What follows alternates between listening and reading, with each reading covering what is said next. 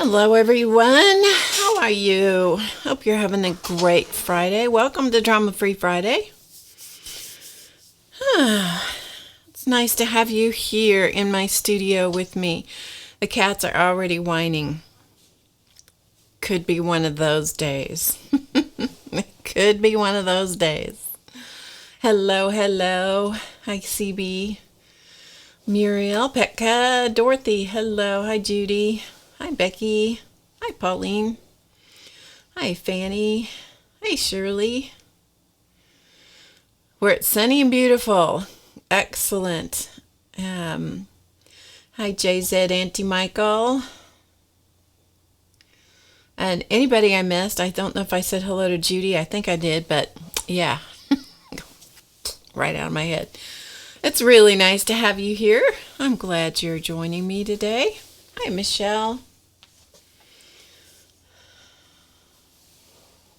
Hello, Lorraine.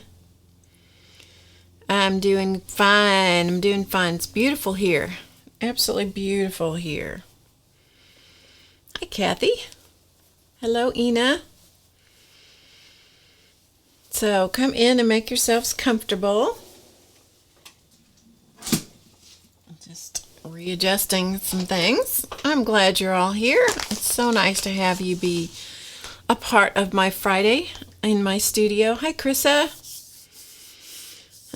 Well, I'm not exactly in white, but the lights are kind of burning out my color. It's actually pale blue, but the lights are kind of burning me out today. Hi, Nancy. Nope, Nancy, not yet. I wish.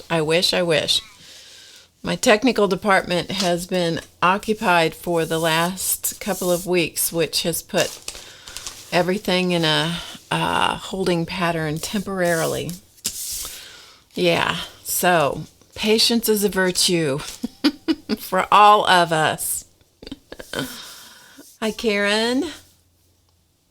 Hi, Marion. It's gloomy. Yeah, I'm not much on gloomy. Hi, Alice. Nice to see you, Alice. Yeah, I'm not much for gloomy, I have to tell you. So I'm not sure exactly what we're going to do today. I kind of have an idea, so we're going to follow my nose and see what happens. See where it takes us, but I thought we'll just chat for a little bit first. See if anybody has any questions about anything. I know Nancy just asked if Mandala Madness was up yet. No, it is not yet. Do you hear that? Do you hear that? Oh. He's standing right at the door. Oh. Being so mournful. Don't we all feel sorry for him? Don't we all feel sorry for him? Oh, thanks, Lorraine. Hi, Vicki. Hi, Judith. Yeah, this was a piece that I believe I did this one a long time ago. This is a piece of fused glass that I bought. I don't think I fused this one. I did do some glass fusing at one point. I don't think I did this one. I think I bought this one. And it's wrapped in brass wire. Yeah, wrapped in brass wire.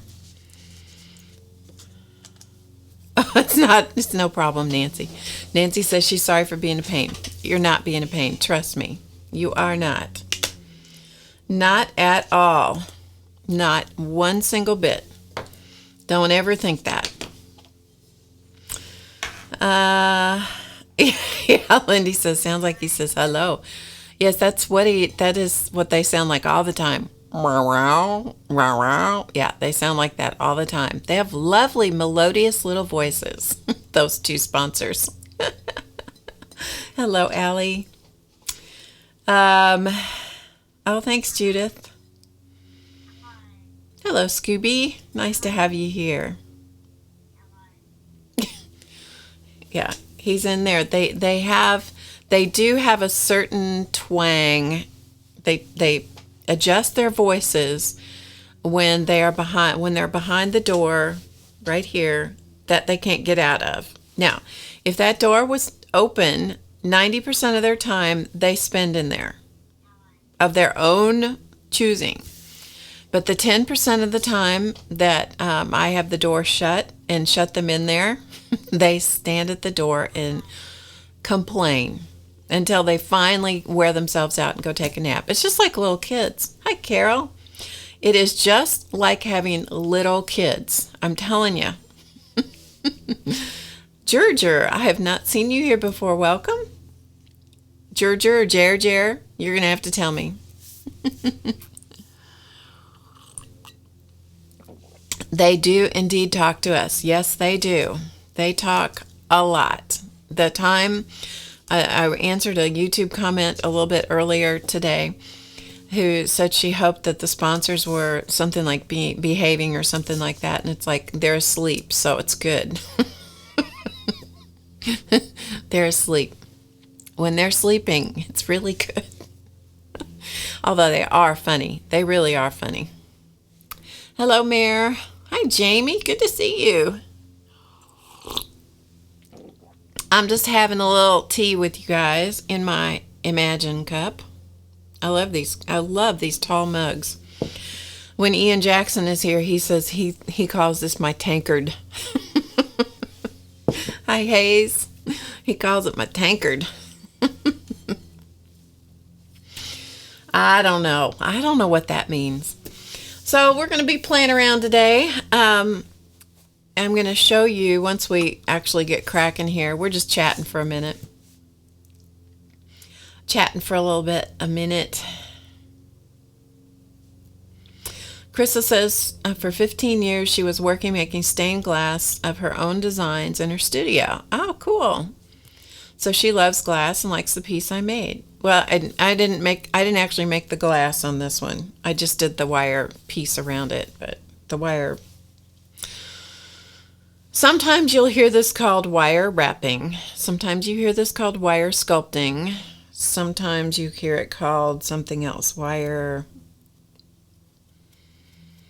wrapping, wire sculpting, and there's one other term that I've heard for it, but anyway.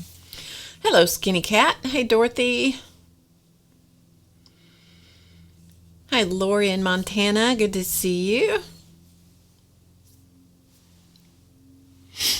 Oh, Scooby, that wasn't Ian Jackson. That was Ian Cody. We have two Ians. We have two Ians. We're confusing.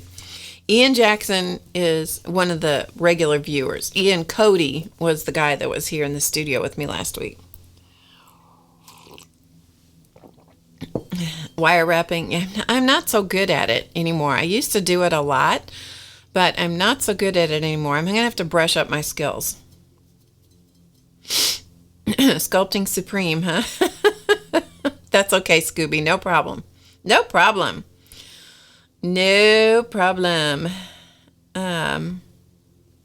So Lori wants to know who else is on April the Mama Giraffe watch. I've heard about April the Mama Giraffe that's supposed to be giving birth, but I haven't been watching it. We have been watching the Eagles, are keeping up with them anyway in Iowa. There's two different nests of eagles in Iowa, the Decorah nest, and then there's the Decorah North, I think is the way they're differentiated. And both nests have eggs and they're just now hatching. So yeah, this is the time of year when things kind of get exciting, don't they? Allie thought they were the same guy. Nope, they're two different guys. Two different guys. Hello, Margaret. Hi, Gwen. Nice to see you. Shirley thinks that April's never going to have that baby. Well, from what I understand, people have been waiting a while. Hi, Erica. Nice to see you.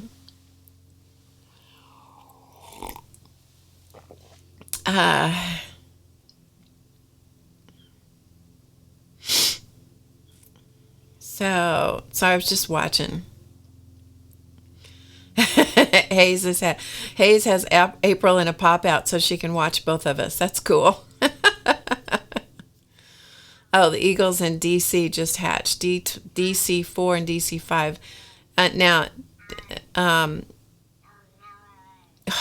the cat, honestly. Don't you guys feel sorry for him? I mean, really. The mournful meows coming from behind door number 1. Hi, Ruth. Good to see you. Lorraine says they need to do a C-section. Could be. I don't know. Do they do that on giraffes? Oh, Decorah North has 2 babies now. See, Claus Man keeps up with it better than I do. So Decorah North now has 2 little ones. I know, Erica, it's pitiful. That's actually Charlie that's making all that racket. He's usually the quiet one, but he's the one making all the racket at the moment. Margaret can't hear the cats. Count yourself very blessed, Margaret. Count yourself very blessed if you cannot hear the mournful yowling going on. Oh, Marion's got a new laptop with no mouse. Yeah, that's a challenge. That's a challenge. I'll tell you, it does. You do finally get it. You do finally master it, but boy, it's a challenge. I'll tell you. All right, so I've just chit-chattered on here long enough. We'll get started, shall we? It's always fun for me to spend the first 10 or 15 minutes just chatting with you guys, because I don't get to do that once I start doing the project of whatever it is I'm going to do. Then I don't get to see the chat quite as much. Oh, I know their voices apart. Yes. I know their voices apart. They are quite different. I know it doesn't sound a bit different to you guys, but they are very, very different to me. It's like having, if you had a set of twins, identical twins that look exactly alike and sound alike to everybody else in the world, but to you, they look completely different. Yeah, I understand that. Let him in. No, we can't let him in, Chrissa. We cannot let him in. He would drive me totally nuts. Yeah, I know, Ruth. He has. They're so vocal. Siamese are so incredibly vocal that they sound like they are conversing with you, and it's just insane. It's just insane. Bye, Erica. Nice to see you. Hi, Kat. Oh, Allie. Oh, Allie, I always get thrown by your name. I'm glad you're here. You're going to have to change your name so I won't mess it up all the time. I'm just teasing. Okay. So, let's put the illegal fluids over there. I don't think. Now they're fighting. It's just like having 2 children, I'm telling you. Now they're in there, and Chance has gone after Charlie. You can always tell because he gets a hold of the scruff of his neck. And I think a lot of it is to say, knock it off. I'm tired of hearing you.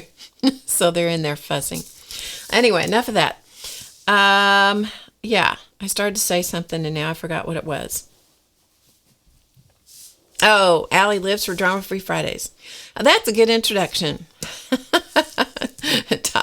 Judith says they're toddlers forever. Mm-hmm. Yeah, so that's a good introduction. So let's just do that. So welcome to the HowToGetCreative.com show, known as Drama-Free Friday.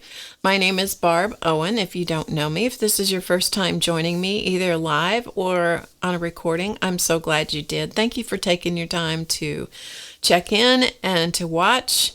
And whether you're here for 5 minutes or you're here for the whole time, however long that is. The show usually runs about 2 hours.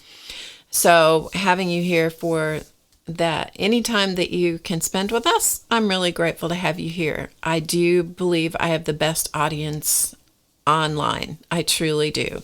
And I appreciate each and every one of you so much. I was saying something about the technical department. Yeah, I don't think he's here.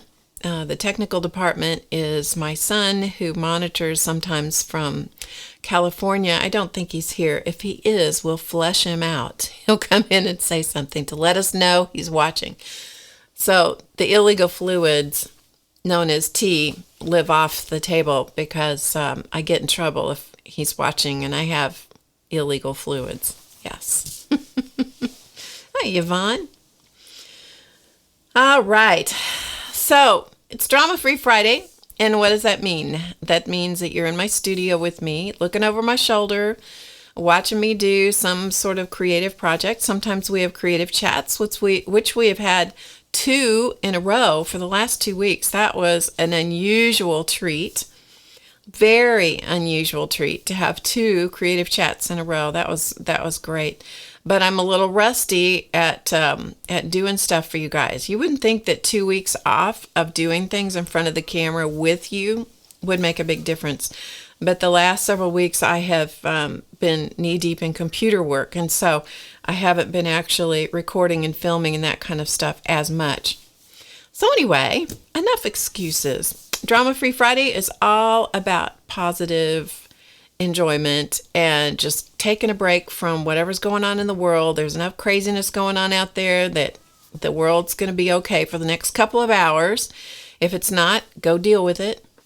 Otherwise, just get something to drink, get a snack, whatever, and we're just going to kind of take a break and do something creative and see what happens. Hello, Patty and Bratty Patty. Hello. Okay. Chris is laughing. So anyway, happy spring to everybody that's in our half of the world. I know the other half of the world, the down under half of the world I think they're in fall now, I believe autumn. But happy spring to you guys. It is a beautiful time of year here. We do start going into some stormy weather and stuff like that because I live in the Midwest of the United States, and so sometimes we get into some storms and stuff, but it's been not too bad so far this spring, so I'm grateful for that. Those of you who are here who are VIP members of HowToGetCreative.com, which is a membership website, your VIP class is tomorrow and at 2 Eastern, and watch your email. I will be sending out the email later today with the link for the class. I haven't gotten it done. I thought I'd get it done before the show started, but I didn't. So watch your email because you will get that. Okay, so last week we had Ian Cody on, and as soon as I find my mouse here it is. So what I'm going to do here is I'm going to show you, hang on just a minute so I get my computer set. Okay. Last week, Ian Cody joined us, and so what I'm showing you on the screen right now is my website, which is HowToGetCreative.com. This is the blog, so when you put in that address, HowToGetCreative.com, you're going to land on the front page of the website, and then you'll see all the posts right there on the front page of the site, and you can click on one. Well, this is the most recent post, and so this was about the creative chat with Ian. And so you can actually watch the video here. So here is where you could click to watch the video if you wanted to watch it on the website, which is perfectly fine. And then I usually do a summary of what went on and give you the links to products that were used. Like he does his artwork with a zebra ballpoint pen, and he works primarily in either Strathmore Mixed Media Books or the Moleskine Sketchbooks. So I usually try and include the links to the products that were shown that day. Now, what I wanted to show you was the pictures, so that you know that you can click on the pictures to enlarge them. This was the coffee sleeve that he showed. This is going to be turned into a great big huge mural. So this is like his preliminary mural. So I just wanted to show you that you can click, or remind you that you can click the images. This image I just added today, and this is what he did live on the show for us last week. So those of you that were here live, you saw him draw, I think he drew both of the bird houses, I think, and he did a lot of the grass down here, and I think he did this pipe, and I think maybe he started on this central character that he had here. But this is all done on mixed media paper, which has a little bit of tooth, a little texture, and a zebra ballpoint pen. So I just wanted to show you that I had finally gotten that. He got the picture taken and sent to me, so I wanted to show you that. Then if you scroll down a little bit further, you can see some of his other images that he let us take pictures of. He is on Instagram, and so you can see more of his work on Instagram. He has a lot of social commentary, or he works through things that he's thinking about and that kind of thing. And you'll see a lot of not similarity, but you'll see a lot of themes that run from one image to another in his work. But it just still astounds me that all of that is done with a ballpoint pen that literally costs $2 and a sketchbook. I know. It's just, I mean, truly, it truly does amaze me. It really, really, really does. I have to tell you, it amazes me. So that was our creative chat last week. And that was with Ian Cody. And within that blog post, you'll find his links to his social media. He primarily, I think Instagram is his primary social media, I think, and he's also on Facebook, so you can find out about him. He's a delightful young man to have here in the studio. It was so much fun to watch him work and to get to ask him questions. It's always fun to pick the brain of an artist, and find out what makes them tick. And I'd forgotten to ask him when he was here last week what brought him to this particular city, because I didn't know why he landed here, and I forgot to ask him. Well, he has a twin brother, as it turns out, and his twin brother was here, and so that's why he ended up here. I'm like, okay, so it's kind of random, which is kind of fun. It's kind of fun that he randomly relocated here. He's working at a place that we frequent. I just happened to hear him say something about drawing one day, and I'm like, what do you draw? And we started a conversation. He showed me some of his artwork, and the next thing, I said, would you be interested in coming and being on the show with me? And he goes, yeah. So that's how it all happened. Yeah, that's how it all happened. Hey, Mary. Yeah, I'm glad you guys enjoyed his work. I really, really am glad that you enjoyed it. And hello, Barbara.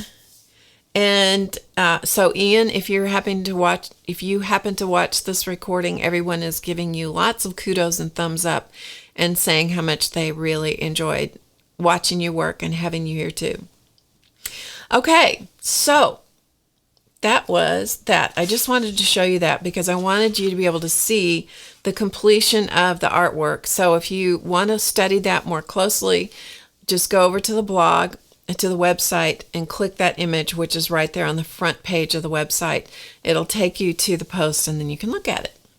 Okay, so, speaking of, working simply with a ballpoint pen, I don't know about you guys, but I have a confession.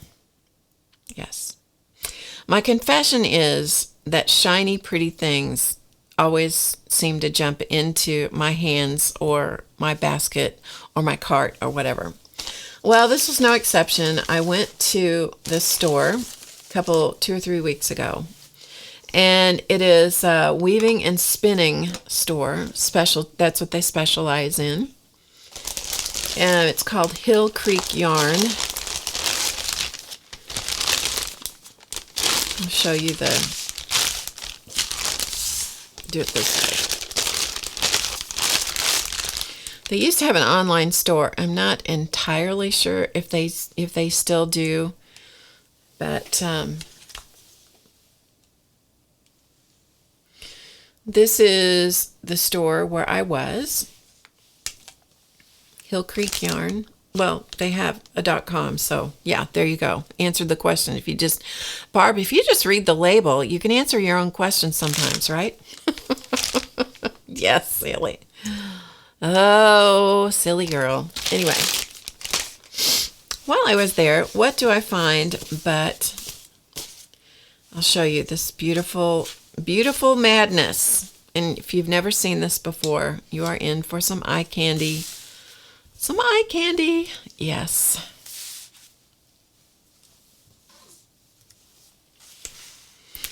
Yes, this is called Sari ribbon, S-A-R-I. This is silk ribbon, and it is from India, and these are leftovers, I believe, from the from creating silk saris. I believe that's how they come by these.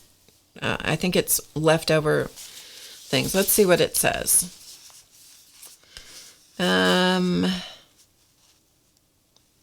Doesn't really tell you, other than it's made in India. Duh. But anyway, it is absolutely beautiful stuff. And I did find a link to some sari ribbon, and you'll find that in the description box below the video. I'm sure you can also contact the Hill Creek, what did I just say? HowToGetCreative.com. I'm sure you can contact them as well.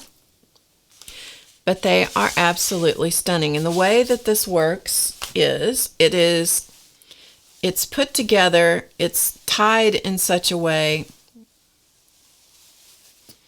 See if I can show it to you. It's tied in such a way that the same way that they tie yarn a lot of times. And so it's meant so that you can take this apart and you can put it on, I've forgotten what the contraption is. You can put it on this thing.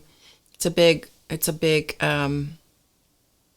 wooden thing. Is it a nitty knotty? I've forgotten what it is. Anyway, it's a big wooden expandable piece of equipment, and then they can wind from that. They can easily wind this into a ball. However, I don't do that, right? I don't do that. I just work with it. And so that's what I did. I pulled some of the pieces of the different ribbons out.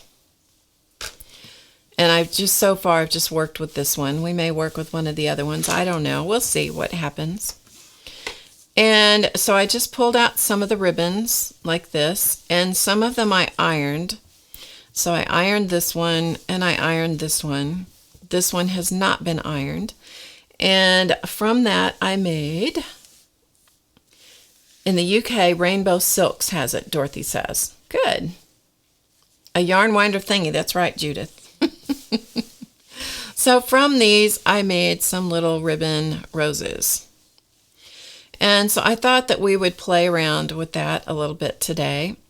And then I also have a whole bunch of, from the other end of the spectrum, you know, we go from silk to the other end of things. And these are yarns made from t-shirts. So these are old t-shirt pieces. I mean, this was literally a t-shirt, an old t-shirt, white t-shirt, that I used color wash spray on, and I just dyed some sections of it. Actually, I have the sections here, some of them. So I dyed some of the pieces of the t-shirt. And this is just using color wash spray, which I understand they don't make anymore. This was a Ranger product. I still have some, and it is really wonderful for dyeing fabric. Here you can see a piece of, that shows you for sure it was t-shirt. So I dyed it in different colors. These were actually my husband's t-shirts that I dyed, and then cut them into strips, narrow strips like this. And then from that, I made roses that are similar to these done in the ribbon, but it's kind of the other end of, actually goes this way, it's kind of the other end of elegance. Yeah, it's kind of the other end of the elegance spectrum. But I thought we'd do both. So does that sound good to you guys? Yeah, I just dyed the t-shirt. I'll show you the stuff that I used.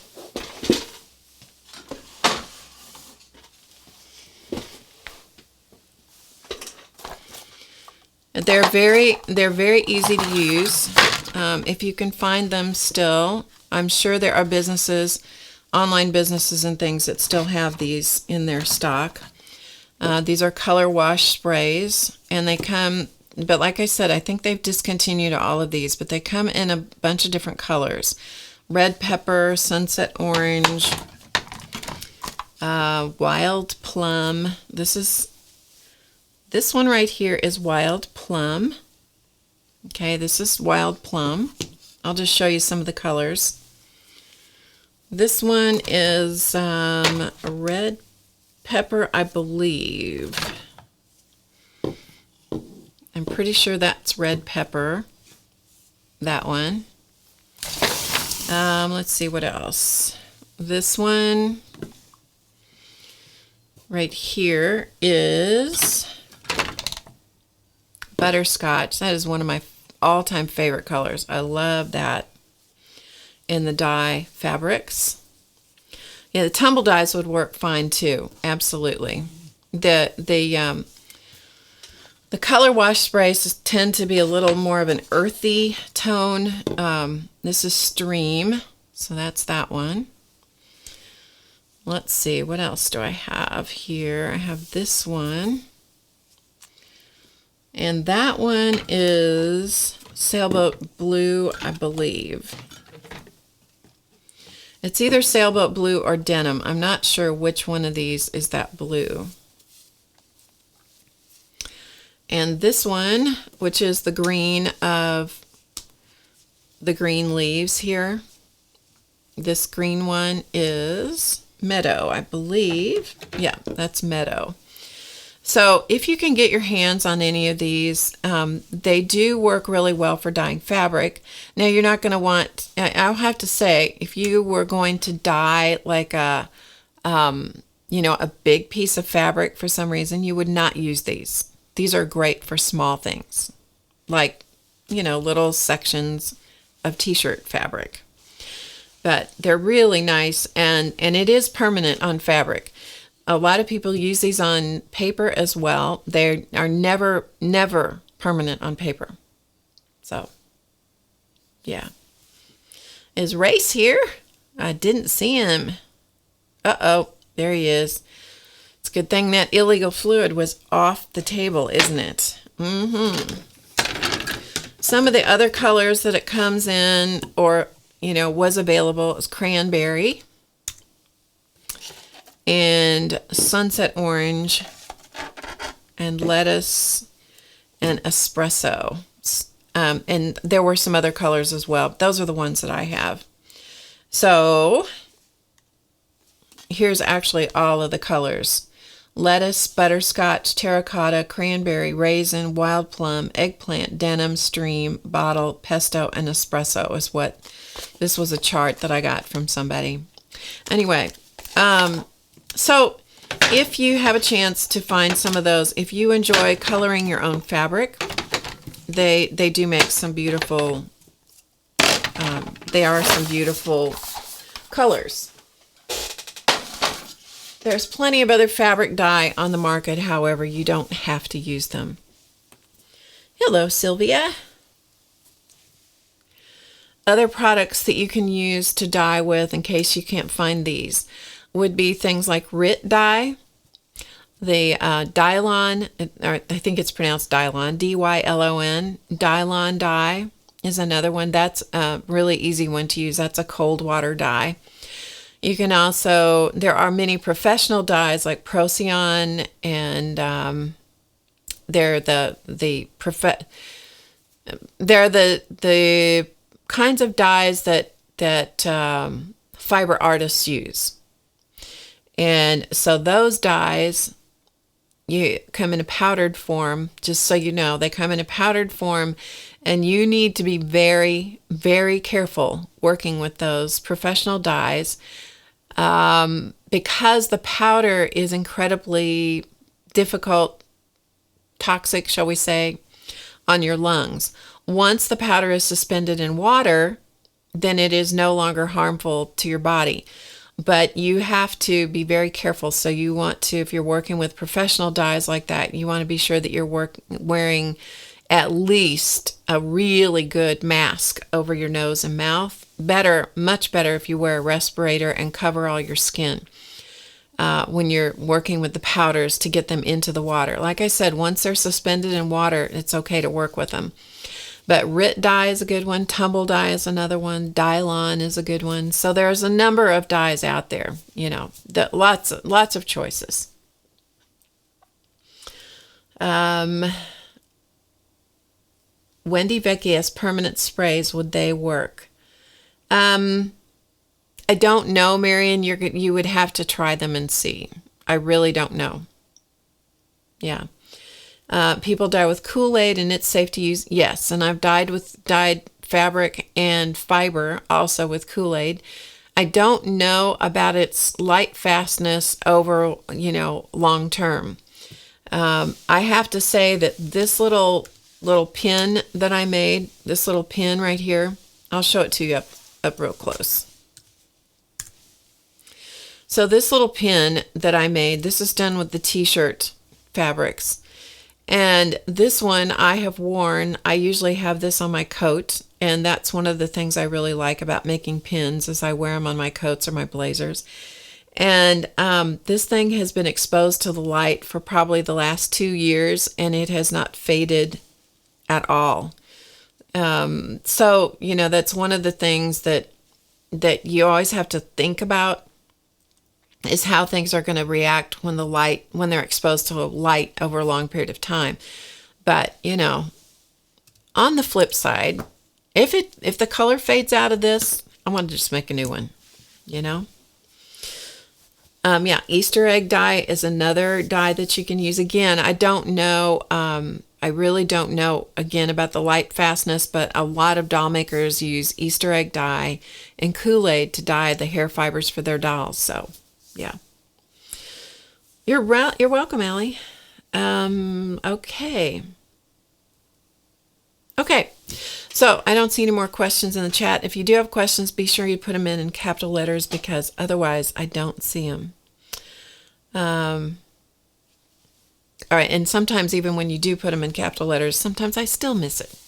Okay. So let's start with the silk, shall we? Well, I'll let you decide. You guys decide.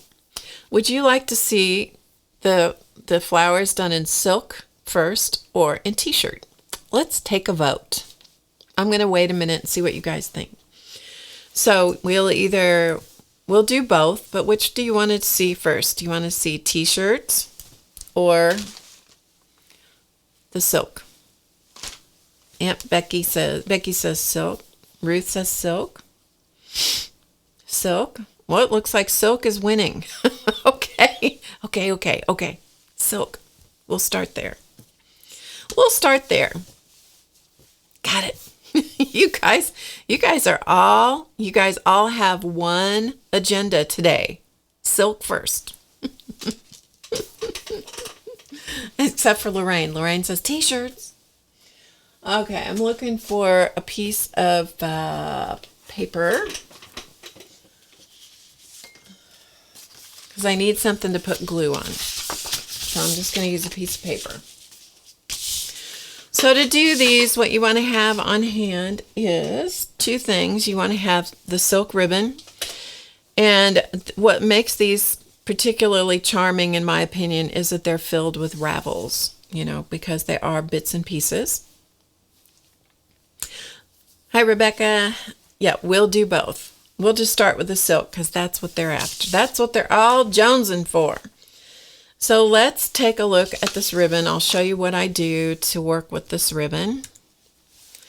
So here is the hank. We'll call it a hank. There's probably all kinds of technical terms for this stuff. But since I'm not a weaver or a spinner, I'm just a fiber person who does all kinds of different stuff. We'll just call it a hank for lack of a better term. So I look in here. Actually, let's start with one of the other ones, shall we? We'll do this one because it's the colors. I would use the blue, but the blue it's all pretty much the same color. So let's start with this one. So I'm going to stick my fingers in here and I'm going to actually cut the label. I don't want to cut the ribbon. And then you need to kind of gently open it. and you'll find the spot, at least the way that this is put together. There are these places where you'll see the string, keeping it from just tangling into one big humongous mess. And so what I'm going to do, rather than hunting for the end of the string, okay, what I'm going to do is, and I know roses aren't necessarily green, but I think that the green will show up well. Maybe not. Let's try. Maybe this one. Okay, you can see that. Okay, do you see this little space right here where these two ribbons are, they've been sewn together? And so there, I know there's an end there. So what I'm going to do is I'm just going to take my scissors and I'm just going to cut the thread. Maybe I'll do it inside.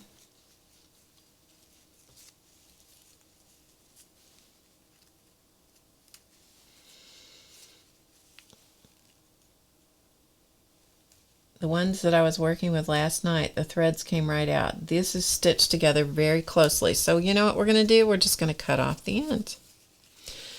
There's not a lot of waste there, so we'll just cut that like that, okay? And then I just kind of found, you know, where it was. I just traced it through the hank of silk.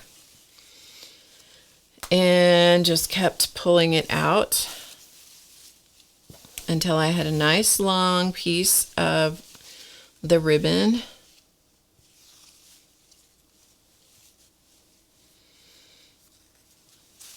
And I found the other end of it. Okay, so this is the other end. This is where it's attached to a new one. So I'm going to do the same thing just for the sake of time. Rather than rip out the stitching, I'm just going to cut it.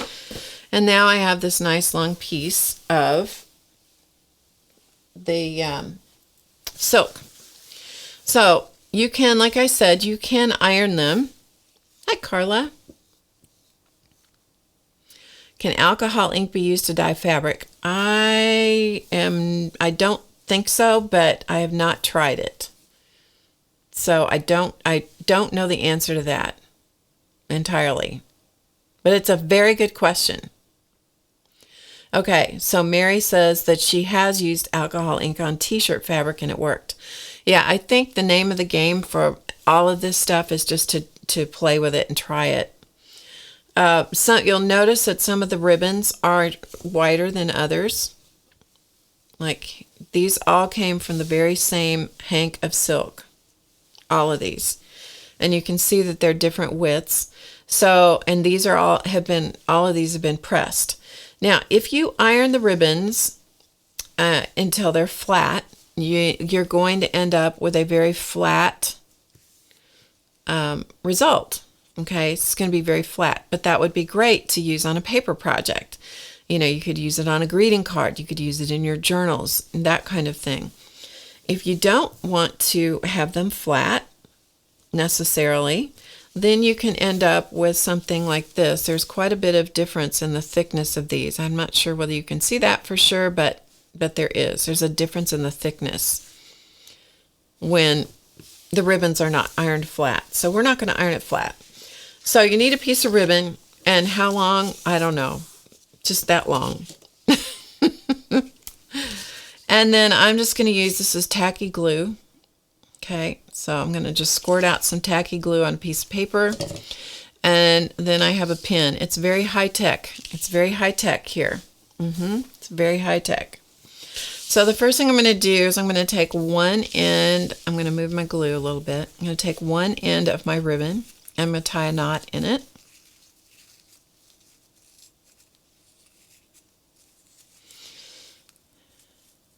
Like so. And before I get started doing anything else, you got to make sure that the knot stays in. Okay, so I'm just going to tie a little knot like this. I'm going to take a little bit of glue. Now, you do have to be picky and careful with the glue when you do this stuff, because the glue on the surface is going to show, okay? And, it just depends on what way you are comfortable working. The way that I was working with this was toward myself. Some people work different ways, and so this was the way that worked for me. So I've just got a little, a little wad. I got a little wad going on here, just like that.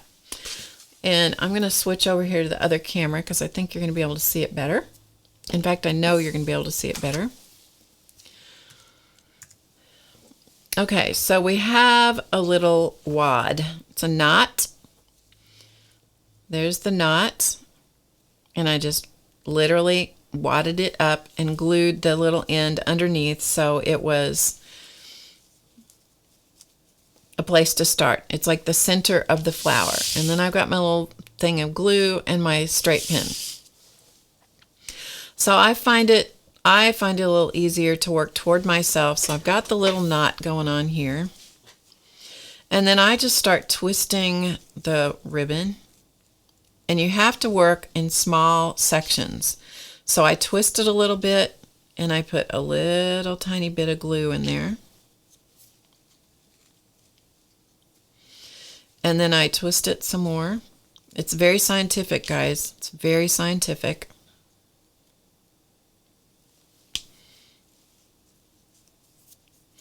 And the thing about tacky glue is it will rub off your fingers. So you want to constantly be cleaning the glue off of your finger.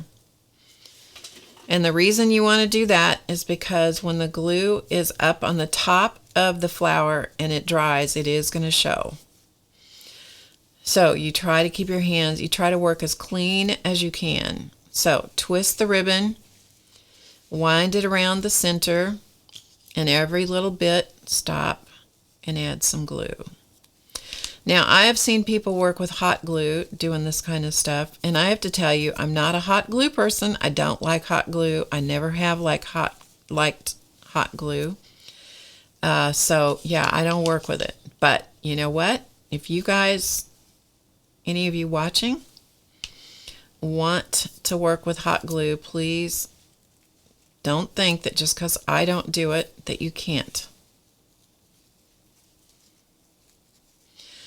And so this is as hard as it gets. You just keep adding little bits of glue, cleaning it off your fingers. And I found that I liked it when I twisted it because that kind of gave that folded appearance. Now, if you were lucky enough to have silk in your studio, if you were someone who sewed with silk, you could just do the same thing, just tear long strips of silk. And you could do the same thing. You would not have to have the sari ribbon. What's nice about the sari ribbon is that you get a variety of colors. So I just keep twisting and turning and twisting. And my left hand is always kind of holding where the glue is, so I can keep working.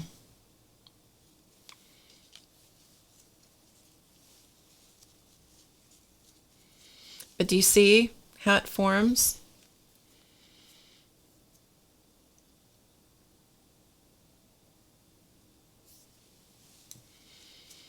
So it just forms just like this. So just keep twisting, and every once in a while it's good to have a little extra kind of a little extra bit here where I've kind of gathered it, a little bit more. It just makes it more interesting. So put your glue in there. Small bits of glue. You can always go back later if you need to add more glue, afterward, which I did on some of those that I did. So I just keep folding it toward me because I found that that's what I liked. Like like anything, there's a million different ways to do anything. And I've seen some people that fold the ribbon roses and they always work away from themselves.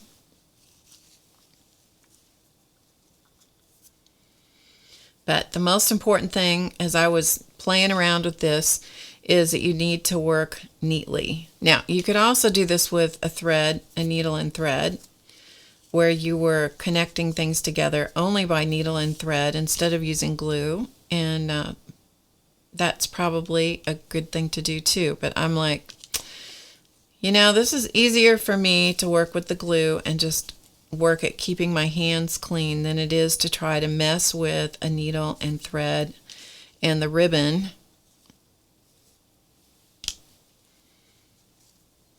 And trying to keep all that from tangling together.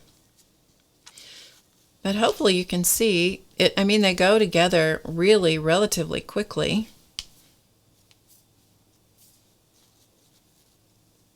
I did find that if I let them dry really well, like overnight, if I had some glue on the surface, I could scratch most of it off. It kind of depended on the color. Most of it I could scratch off with my fingernail. And I've got a couple spots where the glue is showing, and so I'll show you what we're going to do to camouflage that. Yeah, I know. Carissa says she used to fold them to fold the ribbon to the outside, and that, like I said, there's more. I know I've seen people do that, and I was trying to do that last night because I think I used to do it that way, but for whatever reason, when I was doing this last night, this made more sense to me and it worked better. So go figure.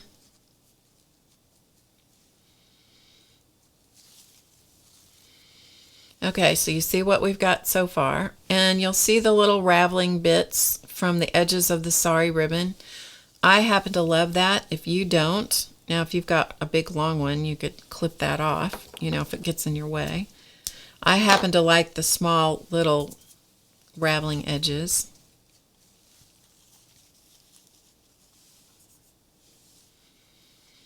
So again, I'm just twisting and folding. And don't go very far. You got to keep the glue going all the way around the flower. If you don't, it's going to come apart on you.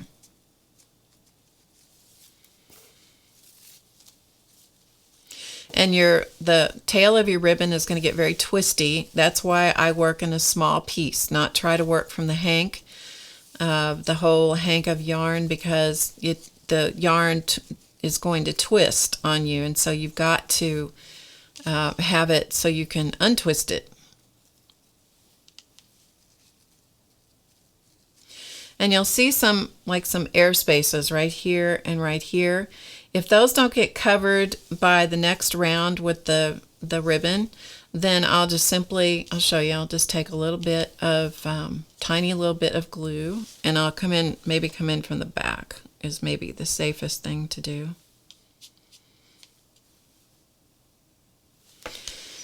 And then you can just close that up. But you'll have to pinch it and hold it for a minute so that it will, until the glue tacks up. But it's called tacky glue for a reason.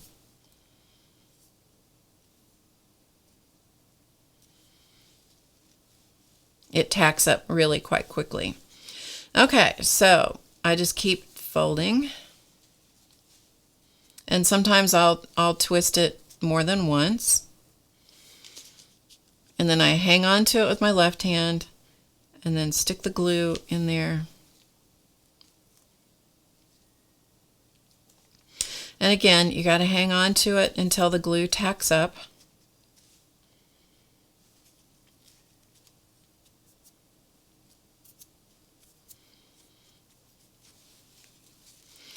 And then just keep going. So because the ribbon is folded like this, it it takes a little bit more time to build up your flower. If the ribbon is ironed flat like this one, it's a little easier to build up that flower because you've got the ribbon is not all wadded up like it is here, but you just don't get the dimension, I found. Now you go until you're tired of doing this. This one's getting a little out of control, so we're going to give it a little haircut here.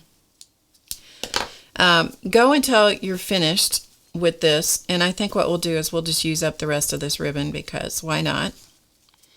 But let's say you wanted to make a small flower, let's say a flower this size. Okay, you wanted to make one this size.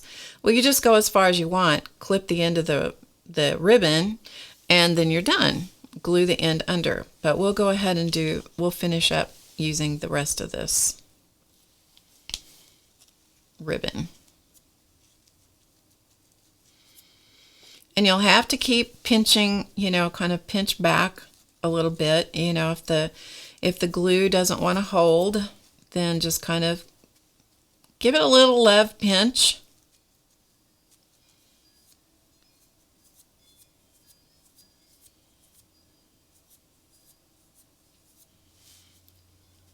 Okay. But it really does tack up very quickly. There are all kinds of fabric glues out there. I have to be honest and tell you that I don't like most of them. I'll come back to the Tacky Glue. It's my Tacky Glue and the Crafter's Pick, the Ultimate, are my favorite glues. There is Crafter's Pick also does have a fabric glue. I've used it. I didn't find it that much better than the regular Crafter's Pick. Now, if you were going to wash a project that had been glued, now you're going to have to do some research into fabric glues, because if you're going to wash it, you're going to have a glue that's going to stand up to washing. I don't wash my stuff. Fiber projects for me are all about being decorative. I do not wash them, so I don't. I would like things to be light fast because I hang things up a lot. I display things a lot. It's nice if they're light fast, but I really don't care too much about washability. Some people do. Some people that's very important to.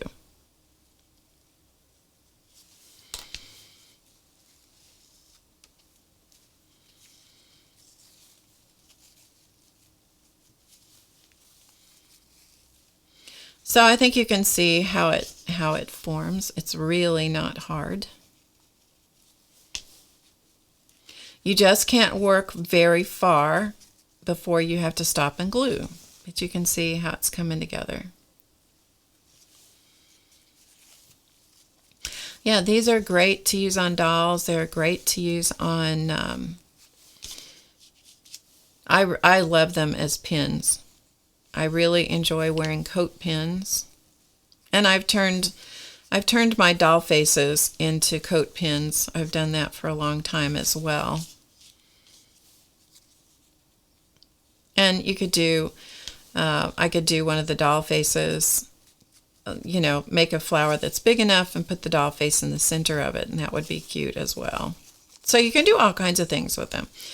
But I think the small flat ones would be wonderful on a greeting card.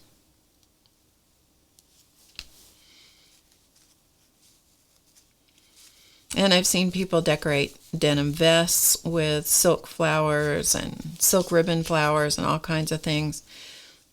So you really, it's just a matter, like most things, it's a matter of your imagination.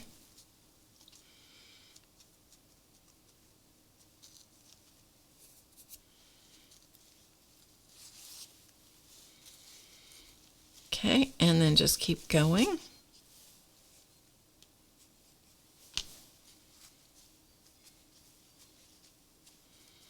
And as you can see, I'm just kind of working back periodically and just pinching again just to make sure the glue is set.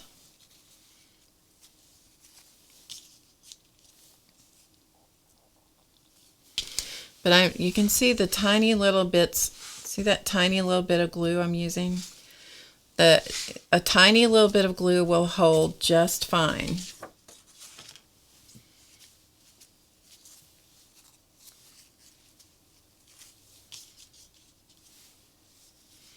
So you don't need big glops of glue. In fact, big glops of glue will just get on your hands and make things much more difficult to control.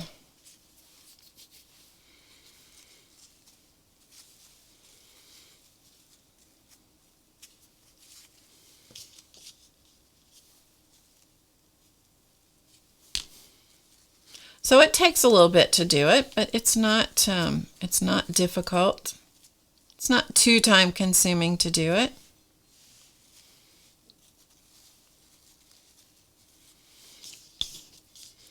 And there's nothing like, if you guys have never worked with silk, I'm telling you, there's nothing quite like the feeling of silk. It is an incredible material. There's nothing like the luster of silk. Back years ago when I worked in a fine fabric store, I sewed with a lot of silk. And at first, it takes a special needle, and you got to choose your style and all that kind of thing. But let me tell you, there's nothing like silk. And it's available in the fabric world.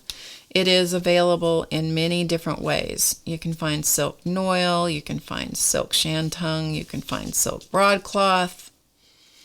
Okay, so here I am at the end. Here's the little tail right here. So I'm just going to put some glue under it. And then I'm going to fold this back on the back, so I kind of hide that little tail. Hello, shoe. Did I say hi to you before? If I did, hello again. So there is our little flower made from the Sari silk ribbon. So that's the top, and there's the back. The back is messier than the top, but sometimes you might look at it and go, I like the back better. Okay, so there's one. So let's make another one. We'll use this ribbon because it's nice and colorful, and it's interesting. Hello, Lynn. Oh my goodness, Lynn, you broke your leg. Bless your heart. Oh, I hope you feel better and you heal very quickly. Lynn, the VIP class is tomorrow if you get a chance to come. I'll be sending out the email with the information in it a little bit later today. So if you get a chance to come, that would be great. Maybe that'll give you a distraction from a broken leg. So here is another one. This is a plaid silk. Okay, I'm trying to undo it so you can see it. There we go. So you can see it has a plaid design in it. Hey, Deb. Need some sparkle. Listen to you. I'm going to sparkle it up in a minute. So I'm going to put some more glue on my paper here. And I just put it on a paper because it's easy to use, and then I can throw it away.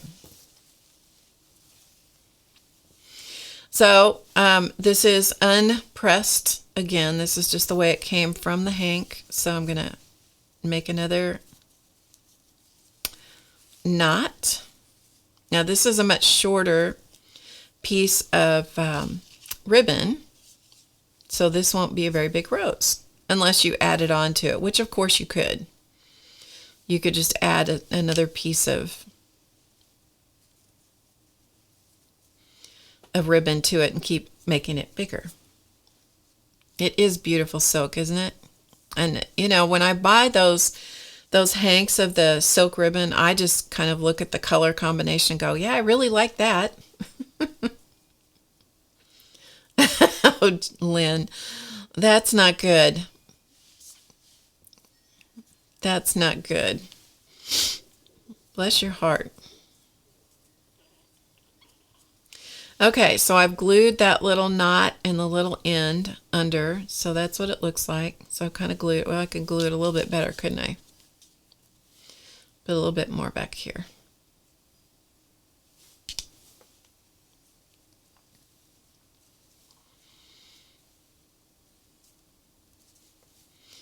So once once the glue tacks up, you're ready to go. Have I ever tried doing two pieces of ribbon together? I have not, but I'm sure that you could do that. I don't know why you couldn't.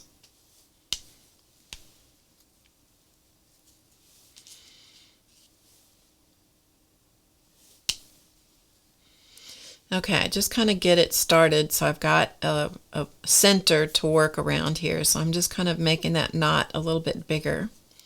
Once I get that glue to hold, then I start twisting the ribbon.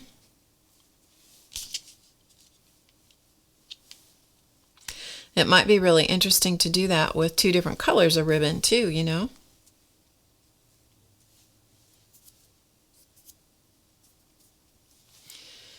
And then I twist. And like I said, I'm twisting the ribbon toward myself when I do this, and some people twist away from themselves to do that. I think it's just a matter of what you're comfortable with. What do you like to do? What do you like the look of, you know? And this one's going to be interesting because it's got a little piece of green that was on the end of that ribbon, so that's going to end up in the middle of our flower.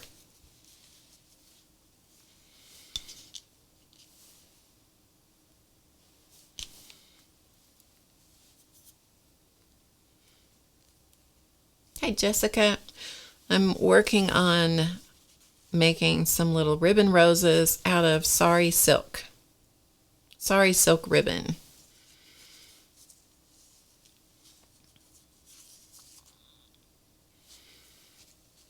And here's another one. Silk does stick to your hands, I have to say. So there's another one. So that's what we're working on.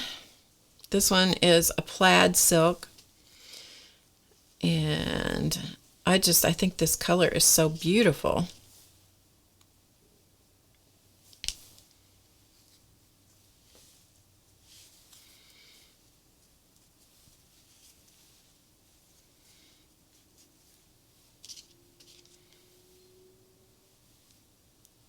I have wanted some of this Sari silk ribbon for a long time, and when actually a friend of mine told me that this store had it locally, and I went, oh, I have to go get some of that.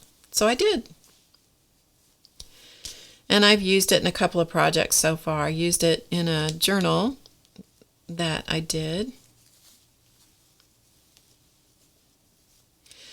But it's so beautiful and so lustrous. It's like it's got to be flowers, you know? It's just got to be flowers. It's so pretty.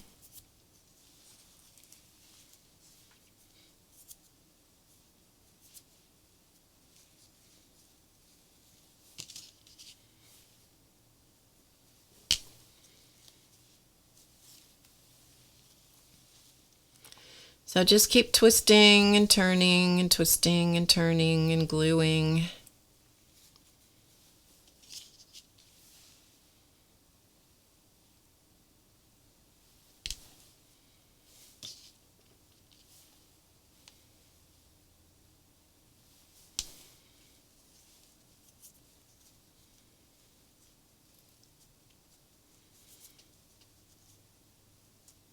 Just like so.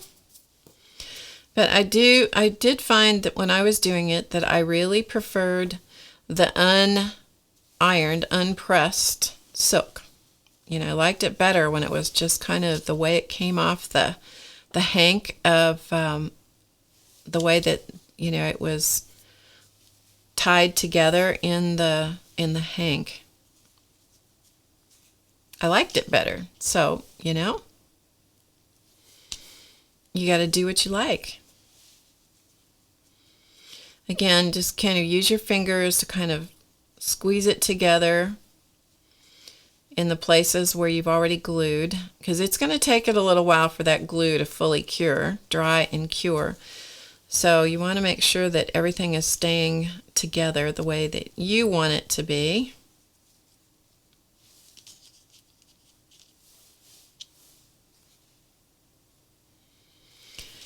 But just tiny little bits of glue. The less glue, you just want only enough glue to hold it. You do not need to overkill with glue. And I'm just using regular old tacky glue. This one. This is the tacky glue I'm using, the original tacky glue. It's nothing special. And as I said a little bit earlier, in case you have just come in, I'm not real fond of the fabric glues, so I don't use them very much. I really don't care for Fabri-Tac. It's my least favorite of all the fabric glues, but that is just me. It works great, but it's it has some qualities that are similar to hot glue in that it has strings. It sets up in the bottle. If you don't use it fast enough, it gets thick. It's hard to squirt out of the bottle. Yeah, it's a good product. It's just not my favorite to use. Hello, Pauline.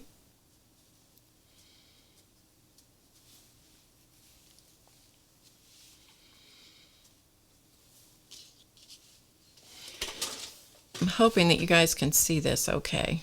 I'm working at a bit of an odd angle here. Hopefully you're seeing what I'm doing.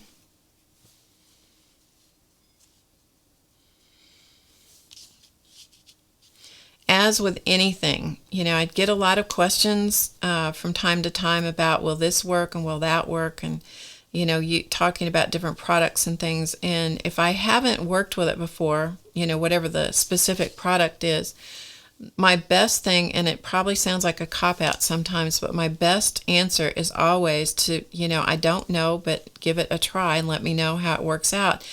And the reason I say that is because it's just the truth. You just have to, it's impossible for anybody to know all the answers about all the different products that are out there. I mean, myself included, I would love to have somebody tell me, yeah, this works, no, that doesn't work. Sometimes if I know, I'll be glad to tell you, but I do exactly what I tell you guys, and that is I get it out and just try it. I just play, see what things are going to do, see how they react. And believe me, I have a studio full of stuff that doesn't work. Yes, indeed. Yeah, I'm just going through and just putting a little bit more glue in some of these random spots. This is on the back of the flower.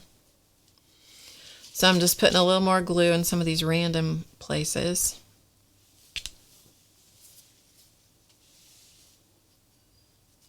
The best thing you can ever do is to play. It's how you find the best results. It's not by deciding ahead of time, well, this is what I'm going to do, and that's what I'm going to do, and this is the result I'm going to get, and I'm going to use these products because I know they're going to work together to create this fabulous thing. Nope. Your best thing is to play and experiment. Okay, so I've kind of secured most of that on the back, and so there's our little flower. This is looking a little ragtaggy here, so I'm going to give it a little bit of a haircut.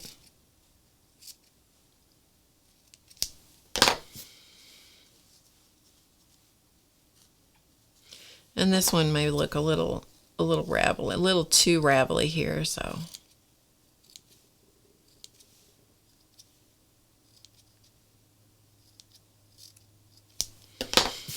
Okay, so there's that one.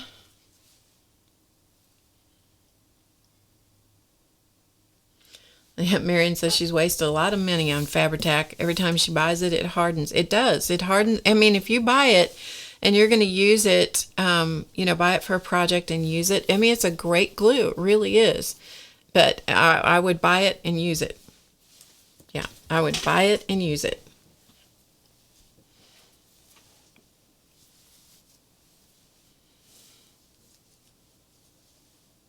Okay, so there's that one. So we did that one and this one. So we've done those two today. But let's fancy them up a little bit, shall we? So your pin, if you're using a straight pin, the glue will dry on it and become a hard, big old lumpy mess. But if you just pull the glue off of it right away, it will stay nice and clean, which seems like just a silly thing to tell you, but I've ruined a ton of pins by not cleaning them off. In fact, I probably have a whole bunch of them here in my chicken pin cushion. Yeah, like that. See that? That's just old dried on glue because I was too lazy to take it off. But, sometimes I use that one. So, see like that? You're much better off. It's really hard to pick up really small bits of glue if you don't clean off those pins. And after they get gluey to a certain point, it's real tough to get the glue stuff off. So sometimes, yeah, I'm gonna have to clean that one off later. I can't even get it back in the pin cushion. Okay, so let's sparkle these up a little bit. This is just for Debbie Boring because she says it needs to have sparkle. Just for Debbie Boring. She better still be in the chat. She better still be in the chat. We're going to find out whether she is. I'm going to flush her out. So what I have here are some gold. This is just little odds and ends of gold and copper seed beads. And in order to go through a seed bead, you have to have a beading needle. Sandpaper to remove the glue. That's probably a great idea. Thank you, Sue. Hi, Beth. Debbie lost power, but the power company has saved her. She's got it back. You need a beading needle to go through seed beads most of the time, and I'm using beading thread. And this doesn't have a label on it anymore, but this is silamide beading thread. It's spelled S-I-L-A-M-I-D-E, silamide beading thread. There's another beading thread that's made by the company Nymo, N-Y-M-O. They're different from each other, but they're both good threads. The challenge of this is always threading the eye of the needle, because the eye of these needles is so tiny. This is a size 10 and I can hardly get it threaded. I have some size 12s that I basically about give up on most of the time, so I use a size 10 if I can. Okay, so we have a size 10 beading needle with a little bit of beading thread in it. I am going to put a knot in my beading thread. I probably should have used the black thread so you guys could see, but I didn't think about it quickly enough. And if I go back in the room where the sponsors are, you know what's going to happen. Okay, let's use this one because this one I know the glue is all dried, completely dried. This is one I did before. So let's see, which side do we want to use? I'm going to use this side. May not be the best side, but we're going to use this side, okay? So I'm going to come from the back, and I'm going to see if I can get into the center area here. And I'm going to pick up a little gold bead. We're just going to sprinkle some beads around here. Hello. There we go.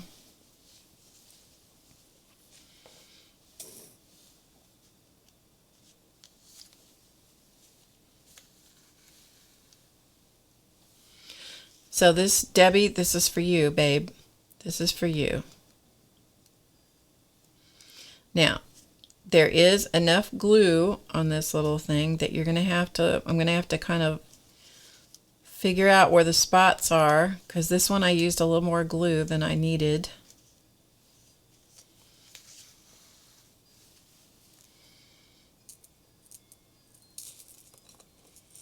I was hoping you would be here, Debbie, because I knew that you were going to want sparkle.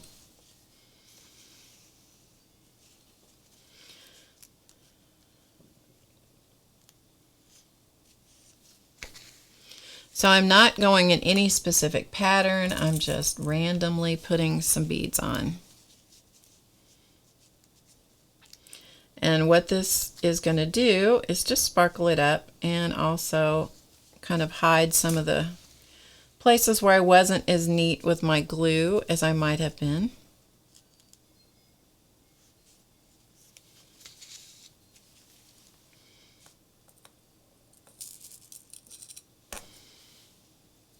Beads come in all different configurations. You can get bugle beads. If you want to spend some money, you can spend some money in beads, let me tell you.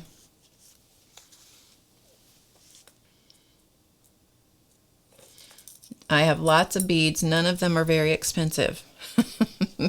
For sure.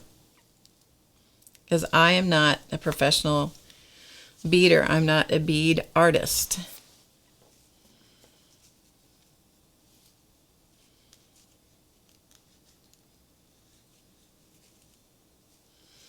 Get my sparkle out of the capsules. No, I have to save those. The capsules are my prize. That was my prize you sent me, Debbie.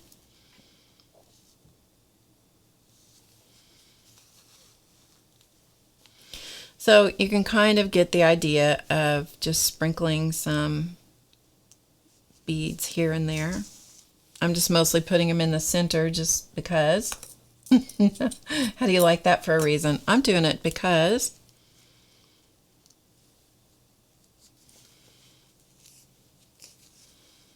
And you'll probably notice that I'm wearing a thimble. That is because I don't enjoy poking holes in my fingers, so that's why I use a thimble. Some people cannot use a thimble. I really can't sew without one.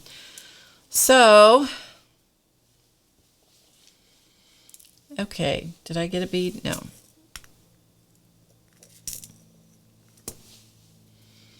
So that's why I have a thimble on, because I don't like to poke a hole in my finger.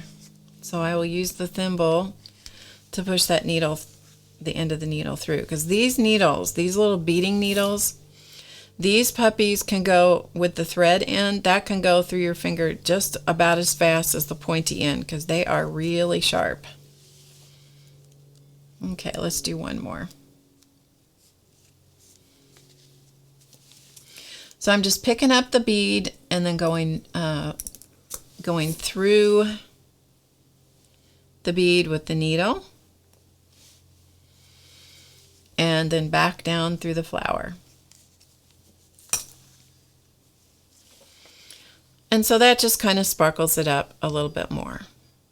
Now you can see, if you look at this, see this right here? That's glue. And you see how I flicked it off with my thumbnail? A lot of times you can do that. All right, we're going to stop with that. I might add more later, but we're going to stop for now. And then I'm going to just knot my thread on the back.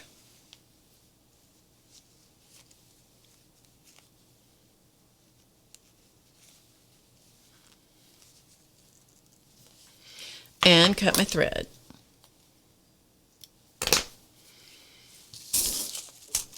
And then these little beading needles, you really want to put those back in a package or something, in a needle case. You really don't ever want to store your needles in a pincushion like this. If you store needles in a pincushion, unless they're incredibly long, they will sink down into the pincushion, then you can't get them out. So yeah, put your needles back in a package or put them in a needle case. All right, so there's one. Let me show you some other beads here real quick. These are bugle beads. This is a twisted bugle bead. See how that is?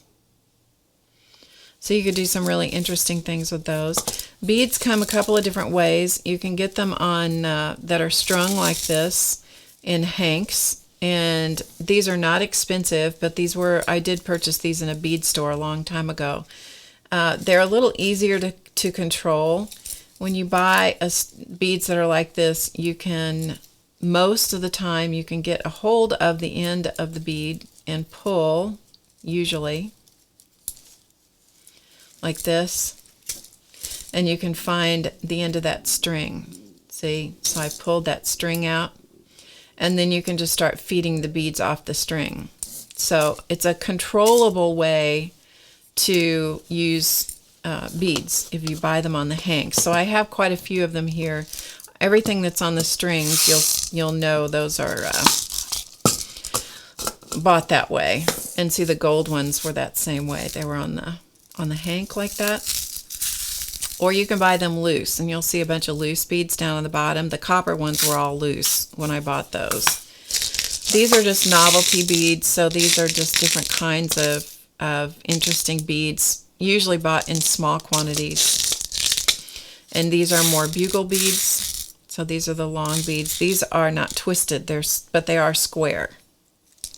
Or maybe they could be octagonal. I think they're hexagonal.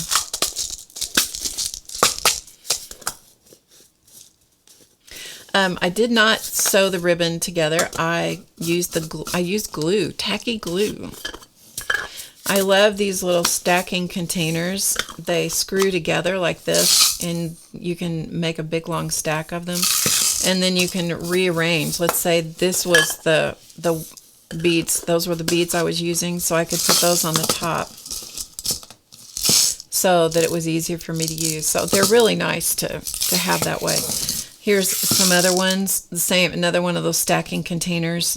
And again, they have the threads at the bottom. These were inexpensive. This was like an inexpensive, collection of beads. And that's a good way to buy them, where you can get just collections of beads, because that way you get an assortment of colors and stuff.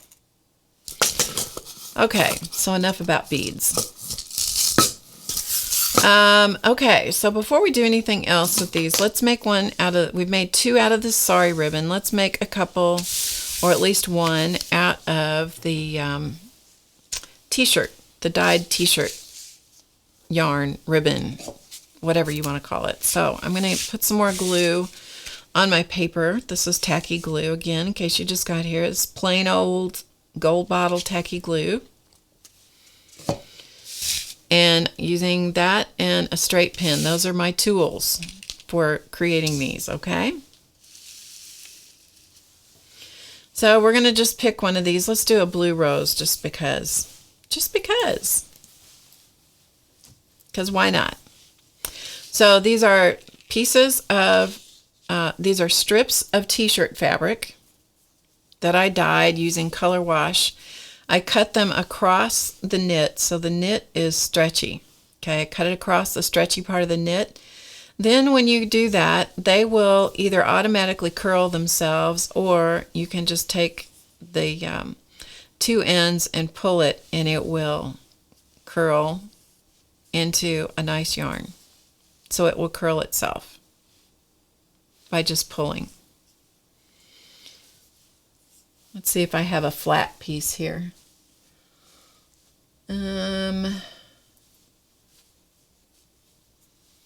Well, this one has been ironed. I've pressed it in half for some reason. And you can see that's truly the t-shirt. Let's see if it will curl. Not so much, because I pressed it in half. Yeah. Well, that was a fail, but trust me, it works. Okay. We're going to start again. We're going to take and make a knot in the end, just because it's kind of a fun way to start them. Hey, Linda. can use 2 ribbons at the same time. I don't know why you couldn't. It's going to be a little more of a management issue, but I don't know why you couldn't, really. I haven't tried it, but I don't know why you couldn't. So I'm going to put some glue in there. I really don't see any reason that you couldn't. And I'm going to smash that little end in there to hold it. Okay, till the glue tacks up. And then look at which side of the ribbon or the knot that you like the best. I think I like this side better, so I think we'll start here. So I'm going to do the same thing. You're going to twist and glue and smash it together.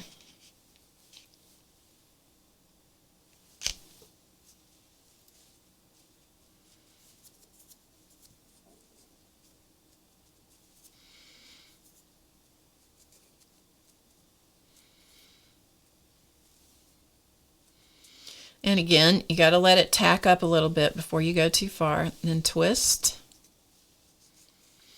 add glue, and smash or smush. Twist. And then always hold with your other hand the part that has been glued, because that's going to give it a chance to tack up.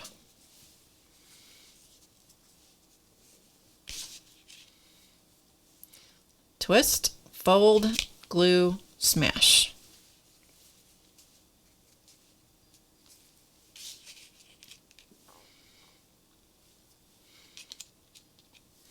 The t-shirt fabric is not quite as susceptible to the glue showing as the silk, so you don't have to be quite as careful. Or smack, that's right. Smash, smack, whatever, right?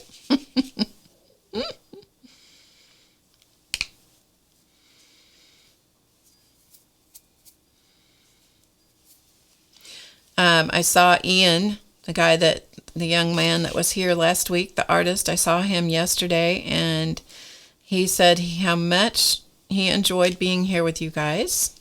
So I thought that was nice. We didn't scare him off. We didn't scare him off. He was fun to have in the studio. It was fun to have somebody actually here, as opposed to having to do the remote hookups.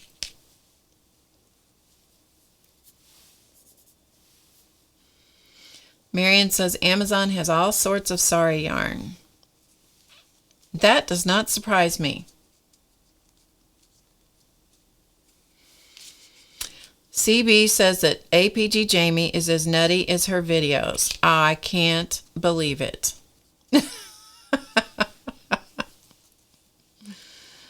And Judith says that Etsy has Sari ribbon as well.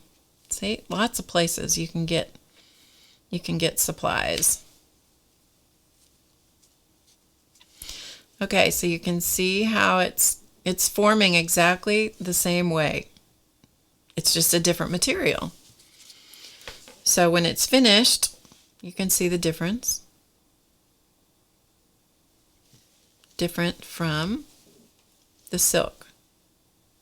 So the silk is much flatter than what your t-shirt flowers can end up to be. Although this one is coming out to be flatter than the ones I made before, so go figure. Who knows? Why? I don't have a clue. I have no idea why they're different than they were the last time I made them. It's been several years since I did these, so I couldn't tell you.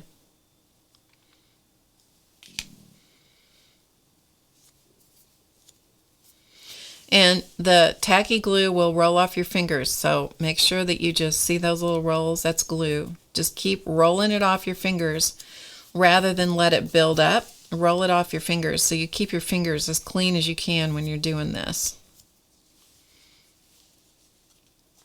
That is another reason that I really like the tacky glue as opposed to some of the fabric glues. The fabric glues, in my experience, do not roll off my fingers, and I find them annoying for that reason. Hello, Janet.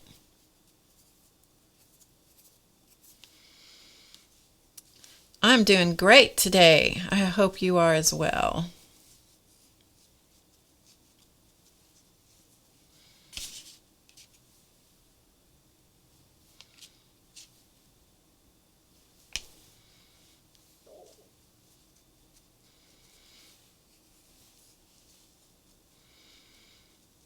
And you can kind of ruffle, kind of ruffle up the material as you're working as well. So you kind of, get a little more ruffling of the edges. Makes it kind of nice. Oh yeah, this is one of my crap shirts. This is my spring and summer crap shirt, Linda. I have two. I have two spring and summer crap shirts, and I have several winter crap shirts. Yes, I do.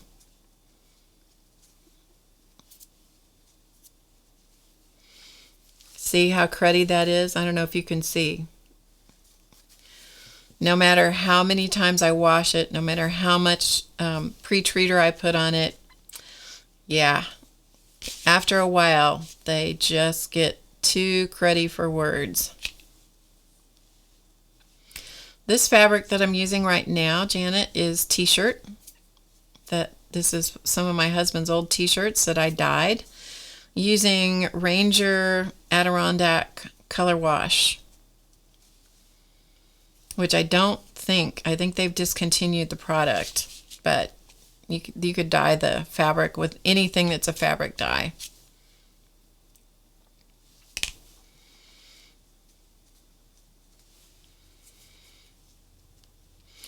And then you just continue to turn, twist and turn and glue and smush.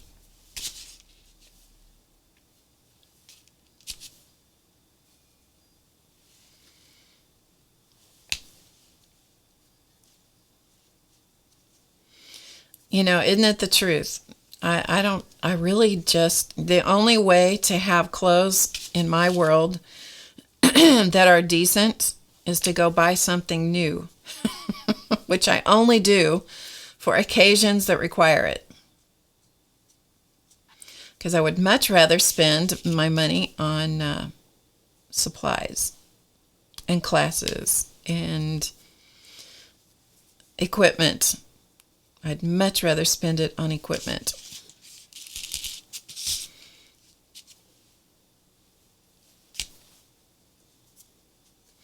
Okay, so we're almost at the end, so I'm going to see if I can get one more twist out of it. Not bad. I'm almost at the end of my glue, so timing is good here.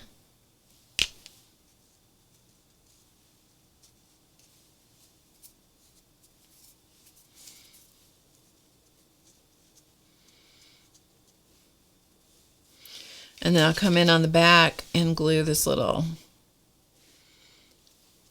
tail down to the back, like so.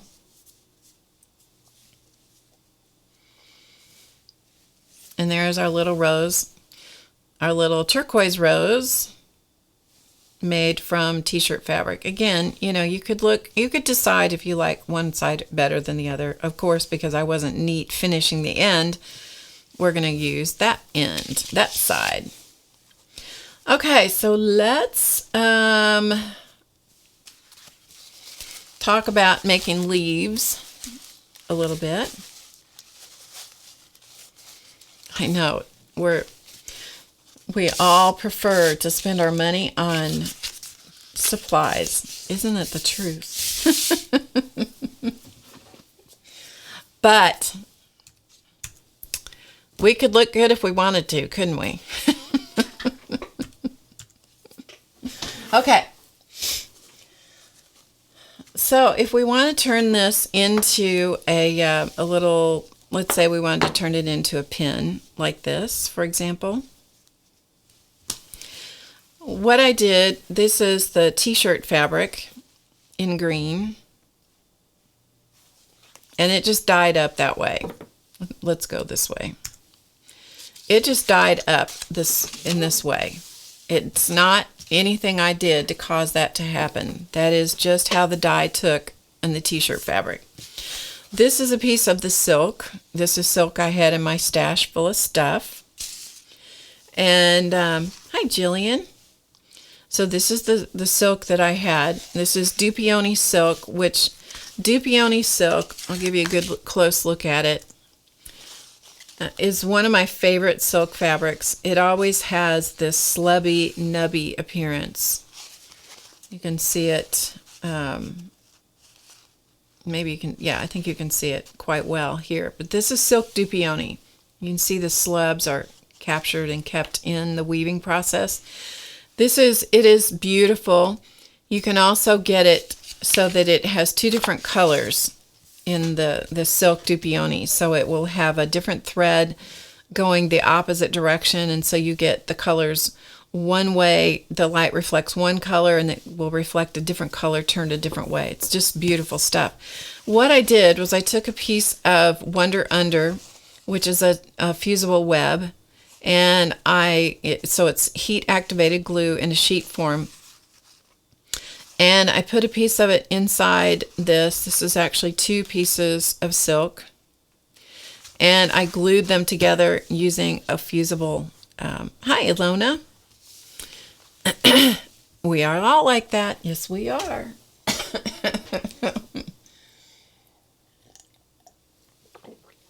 So I glued the 2 pieces together using the heat activated adhesive. And this is the t-shirt fabric. I did the same thing. So it is stiffer. It has more body. Okay. So I have that. Those are going to be my leaf things. And here's the green fabric without like a single thickness. It's very thin. It's very wimpy. So you really have to put 2 pieces of it together. Otherwise, your leaves, and these are the same thing. These are the leaves that are 2 pieces of fabric glued together. And this, I have worn this and worn this and worn this for at least 2 or 3 years. And they're kind of limp now, but if they still will hold their shape. You know, they just have some interesting, it's a more organic shape in some ways. But if they did not have the 2 pieces glued together, these would just be completely collapsed. Okay, so I'm going to put this away. And what we're going to use is a piece of, this is wool felt. You could use any kind of felt. I'm partial to wool felt because I love the way it looks. I love the way it feels. And this color is Enchanted Forest, if anybody cares. And this is lovely wool felt. I'm just going to cut off a piece of it here. I use this when I make my soul support dolls. I use it with my needle felting machine. I use it for all kinds of things. Wool felt, whether it's 100% wool or whether it's a combination of wool and rayon, is lovely stuff. So we're just going to trim the ends off of this, which I never even throw these away. I use these for all kinds of other things, so I hang on to those even. I know. So we're going to take this and we're just going to arrange some of our little flowers on here. Let's put some of our little silk flowers on here.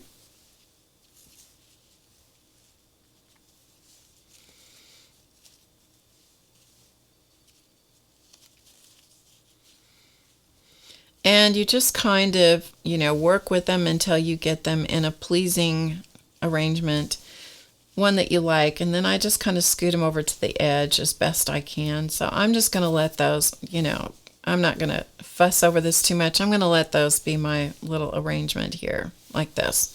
I'm going to scoot them clear to the edge of the felt. And I'm going to, now that I kind of know what I want, I'm going to put a lot of glue on the back.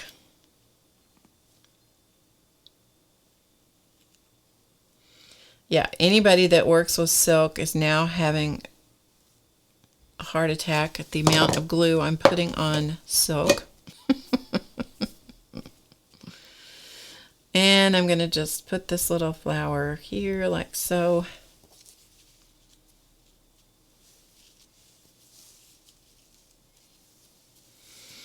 And I'm going to put this one, I'm going to kind of tip it on the top.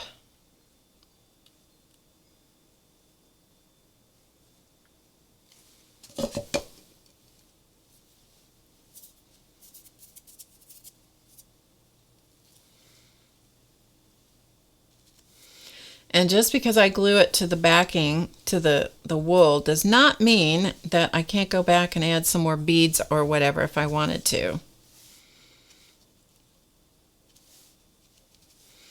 So I could still do that. Okay, so let's do this one.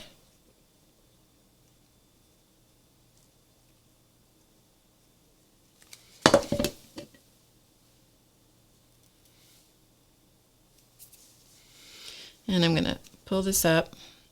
I'm going to slip this one under.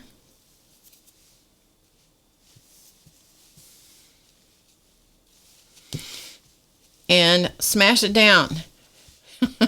Smash it. Smash it in place.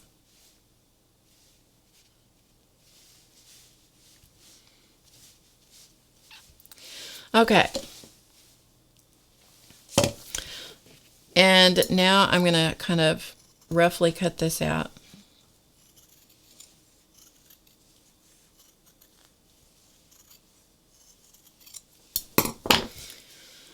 And in a perfect world, you would let this sit and fully dry before you start doing this stuff. But for the sake of time, for completing the project, I'm gonna chance it and see if I can do this. So what I'm doing is trimming out the felt. And my scissors are kind of flat as I'm doing this so that I can trim the felt without catching the ribbon.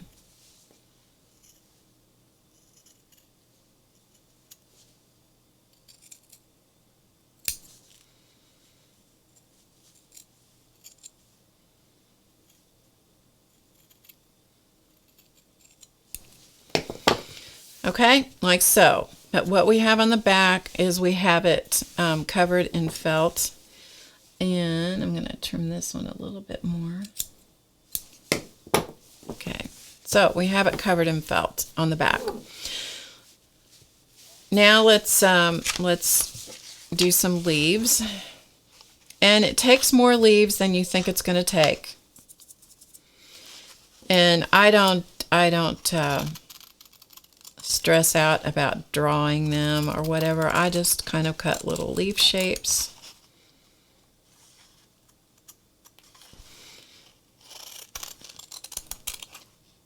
And it's okay if they're kind of goofy looking.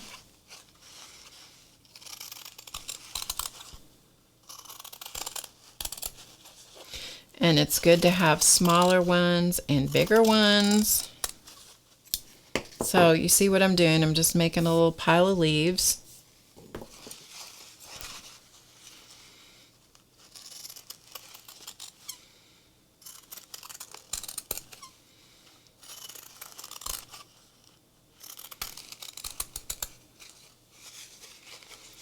And there's a little space here. We can probably get a little tiny one. Okay, we'll see if that's enough. Probably not, but it might be. And what did I do with my glue paper? Okay, so back to my little gluey paper thing again.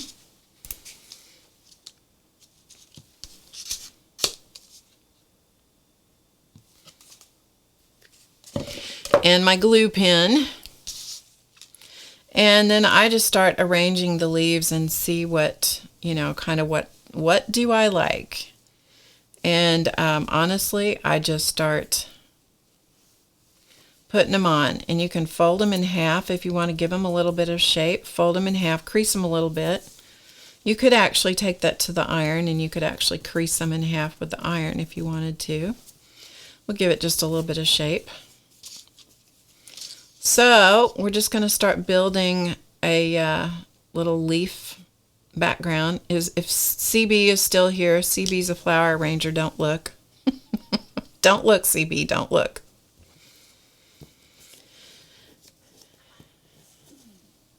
Charlie's at it again. If you hear him, he is not being abused. He's simply locked behind a door that he doesn't want to be locked behind at the moment. And he's sounding very pitiful.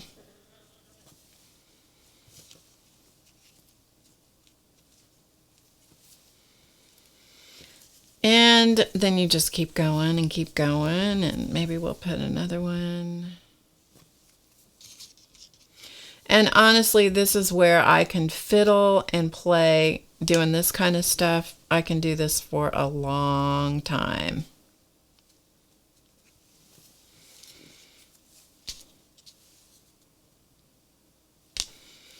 But if you change up the size of your leaves, it makes it more interesting. And odd numbers of leaves are also more interesting than even numbers of leaves. So we'll put another one.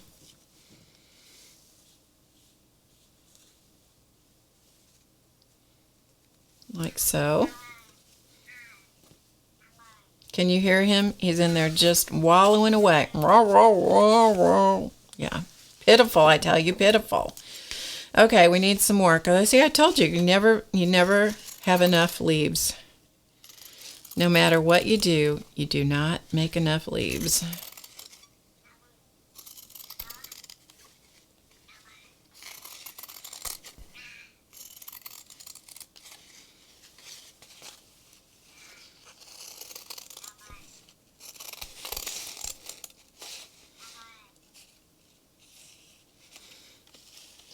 He's reached his limit. He wants to come out and play with everybody here instead of being locked behind a door.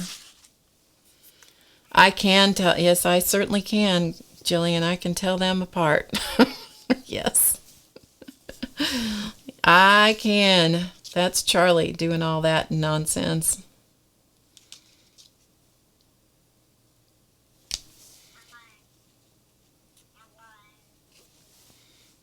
He sounds so pitiful, I'm telling you. Pitiful.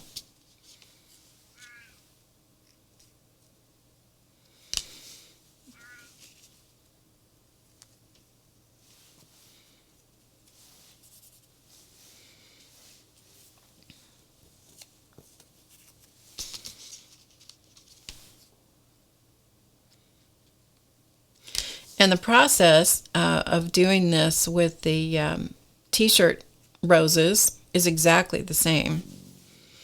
I mean, exactly the same.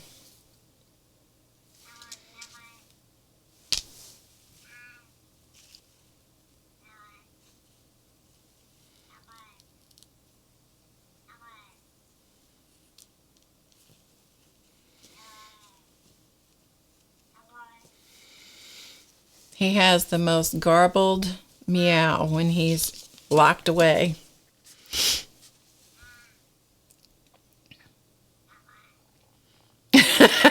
Cats have nearly human speak. It's so true. It is so true.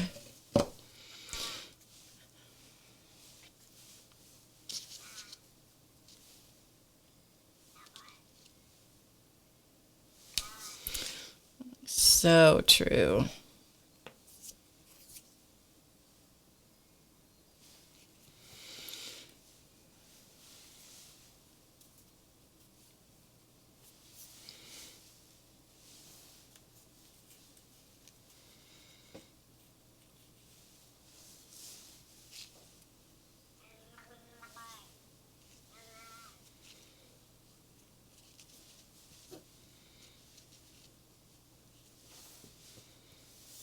Okay, I'm going to leave it at that. This one little leaf will probably find some place to live at some point, but for today we're going to let it be what it is on that one. Now, when this fully dries, then you can add a pin back to the back of it. And this is just a pin back. This is actually a decent quality pin back They come in different qualities. When you put a pin back like this on the back of something, when you sew it on, be sure that you sew it on so that that little hook bit right here, this little hook thing, is up. That way when the bar clips into it and you secure it closed, it's good. But if this little twisty closure comes undone, the bar pin still can stay inside that little hook right there.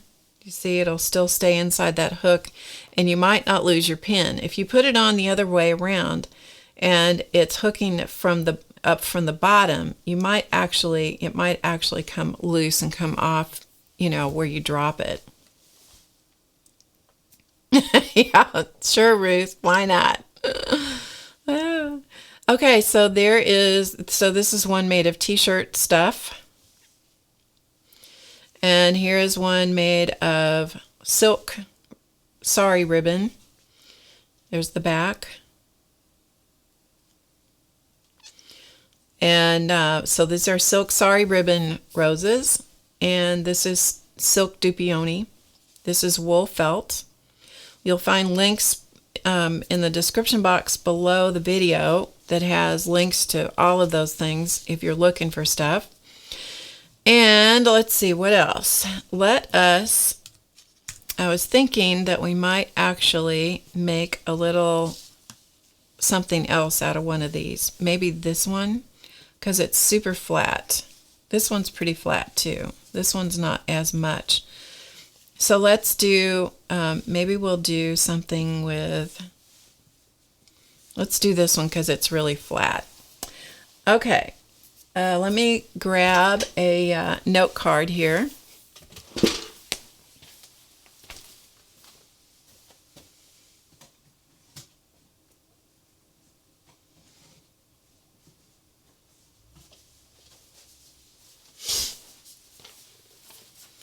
So this is a little note card size that I keep on hand all the time for making cards. So let me see what size I need here.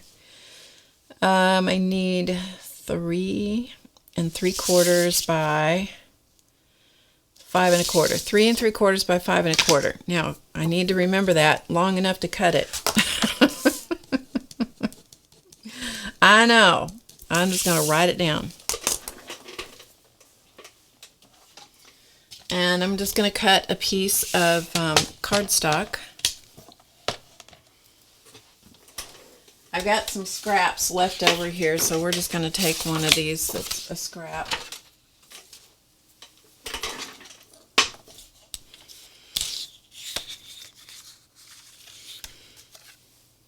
Sure, Debbie says you could glue them onto a ring. Sure you could.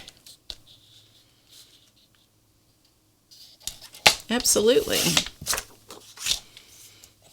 So, I know you can't see what I'm doing. I'm cutting a piece of cardstock.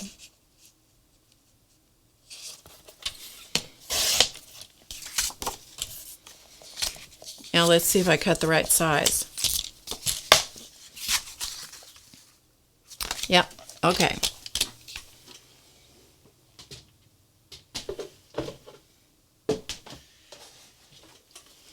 So this is just for fun. It might not work.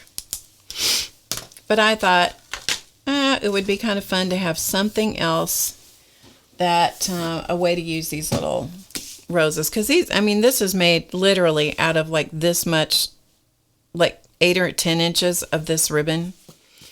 You could sit down and make those sitting around the television. So, and if I had a couple more, it would be even better. We might end up having to use one of these because it's bigger. Well, we'll see. Anyway, okay.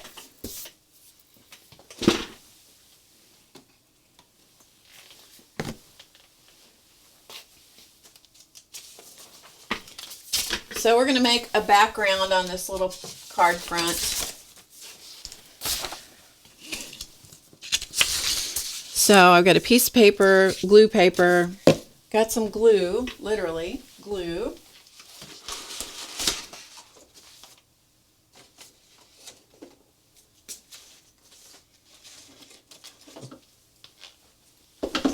I'm just looking for paint. Give me a second.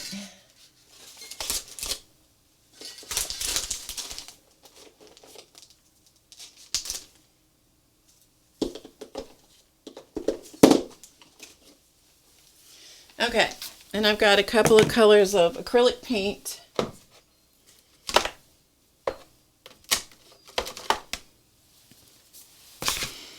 And a big scraper. Okay.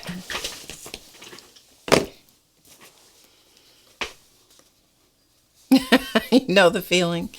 So this is school glue. It's a washable, no-run school glue. This is the blue stuff. Doesn't have to be this. It could be anything.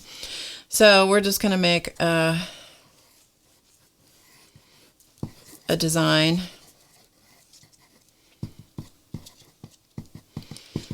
In the glue. Okay? That's all I did. I doodled with glue. It's been a while since I've done this, so we're going to see if this works, because it's been a while.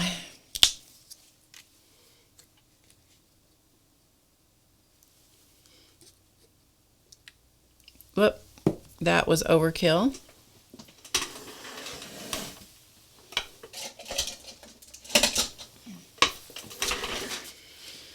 So I'm going to spread some of this up a little bit. That was way too much glue, or paint.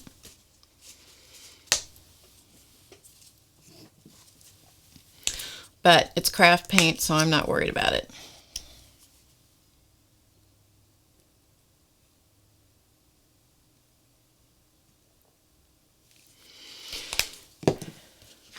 All right.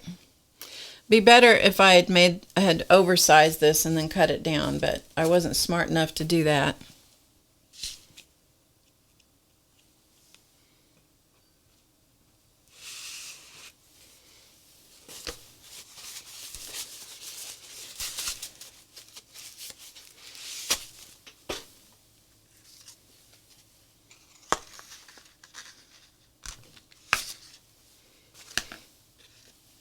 All right, let me get rid of all this paint.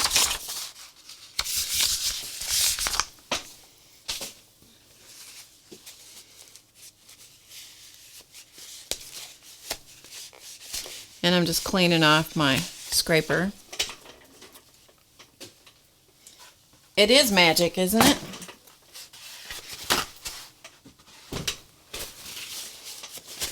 I'm just still cleaning off the scraper because that was like 10 tons of paint. It didn't need to be anything like that amount of paint.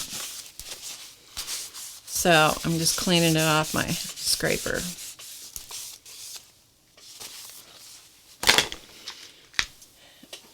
All right, I've still got a little bit more paint here than I need.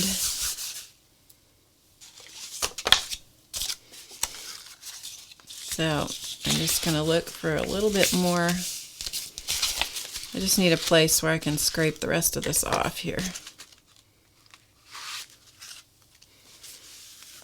All right, so what I'm going to do now is I'm going to dry this. So I'm just making a little doodly background.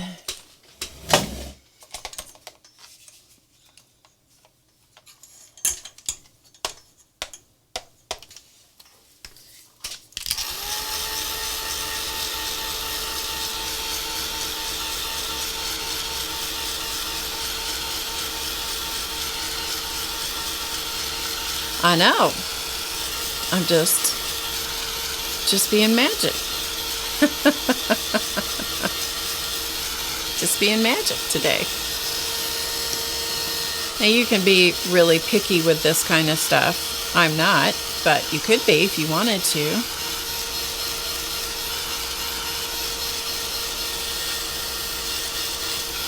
So I'm just drying it.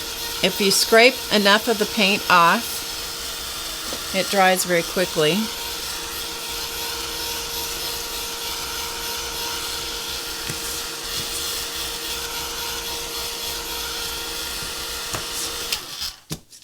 It's pretty dry. And this is just cardstock. And whatever the color of cardstock that you had underneath, it's going to show through because the glue protects the cardstock. So I started with a pale pink, and so we ended up with that showing through, which is okay. That'll be good. All right, let's ink the edges.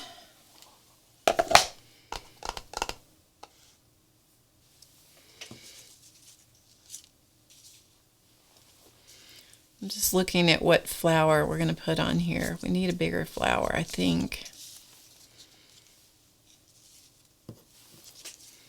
This one's too little.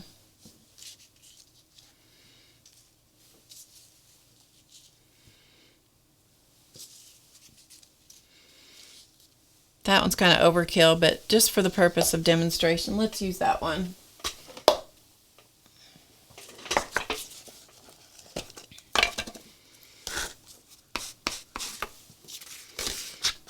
So I'm just going to ink the edges. This happens to be deep purple, archival, deep purple.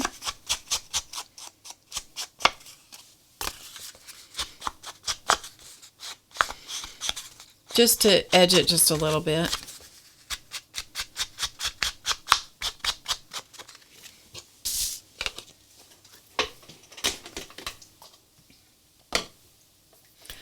Okay, let's put that onto our card background. Actually, the card base, let's use a colored card base, shall we?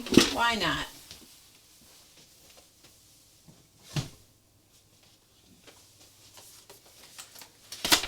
I have white, but hey, let's use a color card base.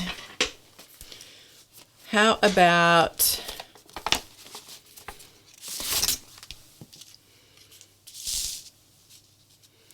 okay, let's just put it on that blue one just for something. So it's not white, kind of washes it out. Let's just put it on the blue, just because we can.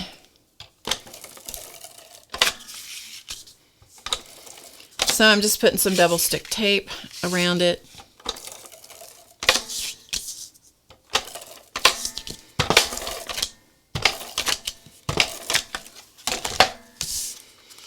And then you try and put this on here straight. Yes. Oh, yes. Try and get it on straight. We're going to pretend it's straight, people. We're going to pretend it's centered and straight, okay? Pretend with me.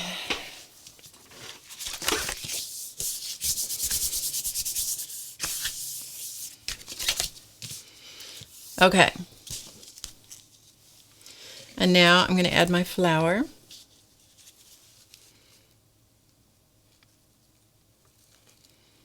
This is the one we made earlier from the ribbon, the Sari ribbon.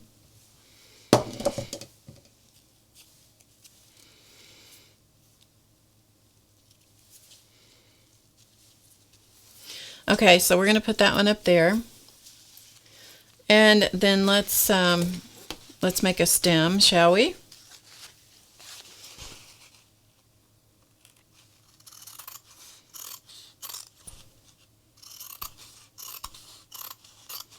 I'm making this up as we go, people.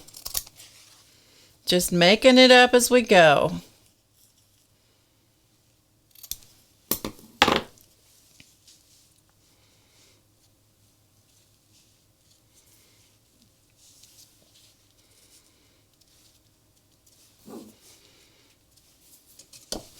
Just for something, just for another fun way to use these little flowers that you can make out of the ribbon.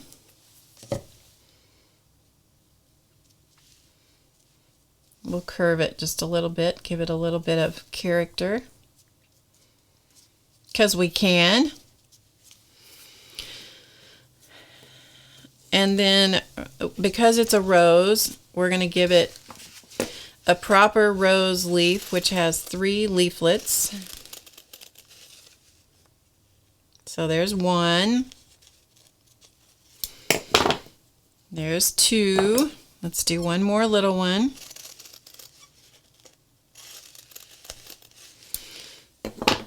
They either have 3 or 5.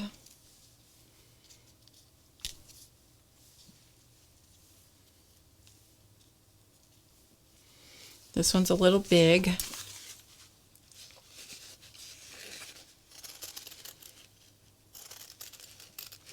So I'm cutting these out of the same silk that I used earlier.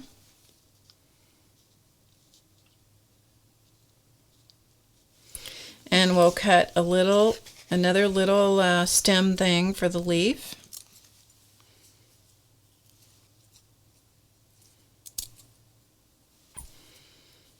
We'll do something little. Something I can control. Debbie has crooked eyes, so it looks good to her. Well, that's what it's all about, Debbie. It's all about you.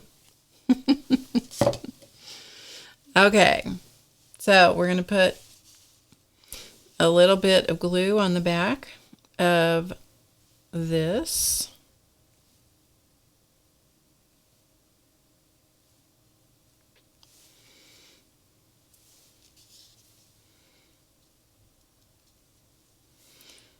Okay, so we've got a little stem for our leaf. We're going to put a little bit of glue on the leaf. There's one.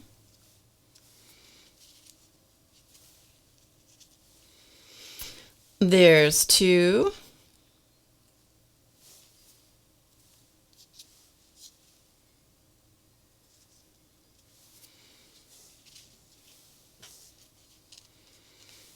And 3.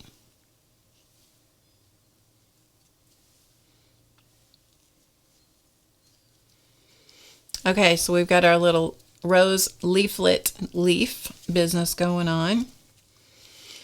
Now this is going to need to have some weight put on it so it will properly smash down and glue correctly to the card. Like so. All right. And let's put a word on it, because you know it's not my stream if it doesn't have a word on it. Let's see. What shall we put? I'm looking for a word. Looking for a word.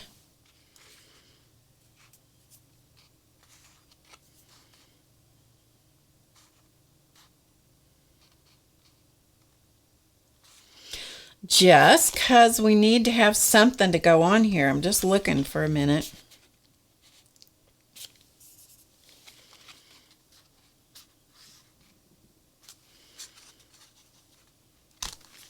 How come I can't find one when I'm with you guys? Here, we'll just put here. This is obvious. This is an obvious choice, isn't it? You'll see it in a minute. Got to put a little glue on, because I don't trust the adhesive on these things.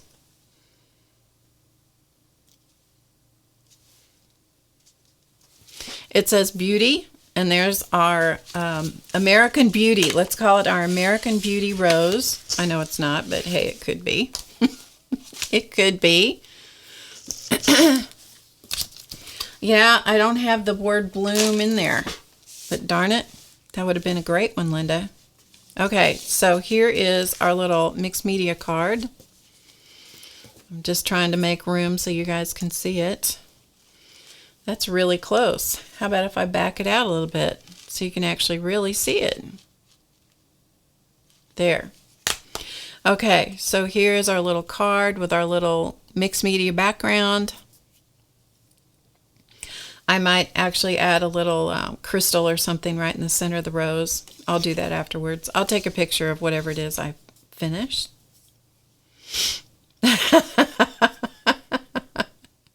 So there's our little rose. This is done with the silk. So that's the flower. That's actually the flower we made today. But you can see it's not too terribly thick.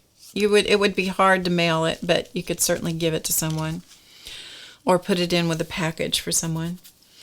And then here's our little cluster of silk roses with the leaves. Put on some felt. Can be turned into a coat pin. You could actually do this. You could actually do this, and if you wanted to give it as a gift, you could pin it to a card. You know, make a nice background on the card. You could pin it to the card, and then that would be a card and a gift. So that would be nice too. Okay. Anybody have any questions for me? I can try mailing it and we'll see whether it gets there. Okay, Debbie. Gotcha. Any questions for me while we're still here? I'm going to get now that the sponsors are quiet, we're going to let them out. It happens every time. They finally hush, and then we let them out. So did you like that little project? 2 for 1. 2 for 1 projects today. All right, let me get sponsors, get stuff out of my way. We'll get them out.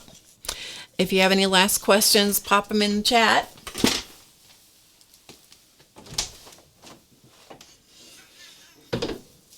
Hello, Rotten Egg. Hello, Rotten Egg. How you doing? Hello, Charlie.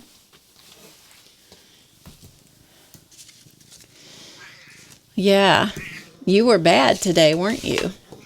You were bad today. Yeah, complain, complain, complain. All he does is complain. All right, there's one. Yeah. Are you happy now? Huh? Let's get your eyes cleaned up. So you look better. So you look better for the world. Yeah, give you a spit bath, huh? Okay, let's get over here so everybody can see you. And that way everybody can see your old faces. Yes, you, this one right here. This one was the bad one today. He was the one making all that racket. He was making all that noise in there. Okay, let's see. Hang on. Okay, let me scroll back. I am reading. I am reading. I am reading, Linda. Okay, there was a question about glue. What kind of glue for the design did you use? I used Tacky Glue for the whole thing. And then when I glued the card on, the card base on, I just used an ATG gun. Those are the only 2 adhesives I used today. Yeah. You're welcome. Thank you so much for being here. VIP members, remember that your class is tomorrow. I'll send out the email a little bit later so that you'll have the link. And I will see you guys tomorrow and for your class. And I think that's it. Yeah, everybody's going to chill out and lay down and have a nap, and it sounds like a great idea, doesn't it? So anyway, I'm Barb Owen of HowToGetCreative.com. So thanks so much for being here with me. I will be back next week, same time, same place, and to do something different. I don't know what, but it should be fun, I hope. So thanks for being here with me. I will see you next time. Bye, everybody.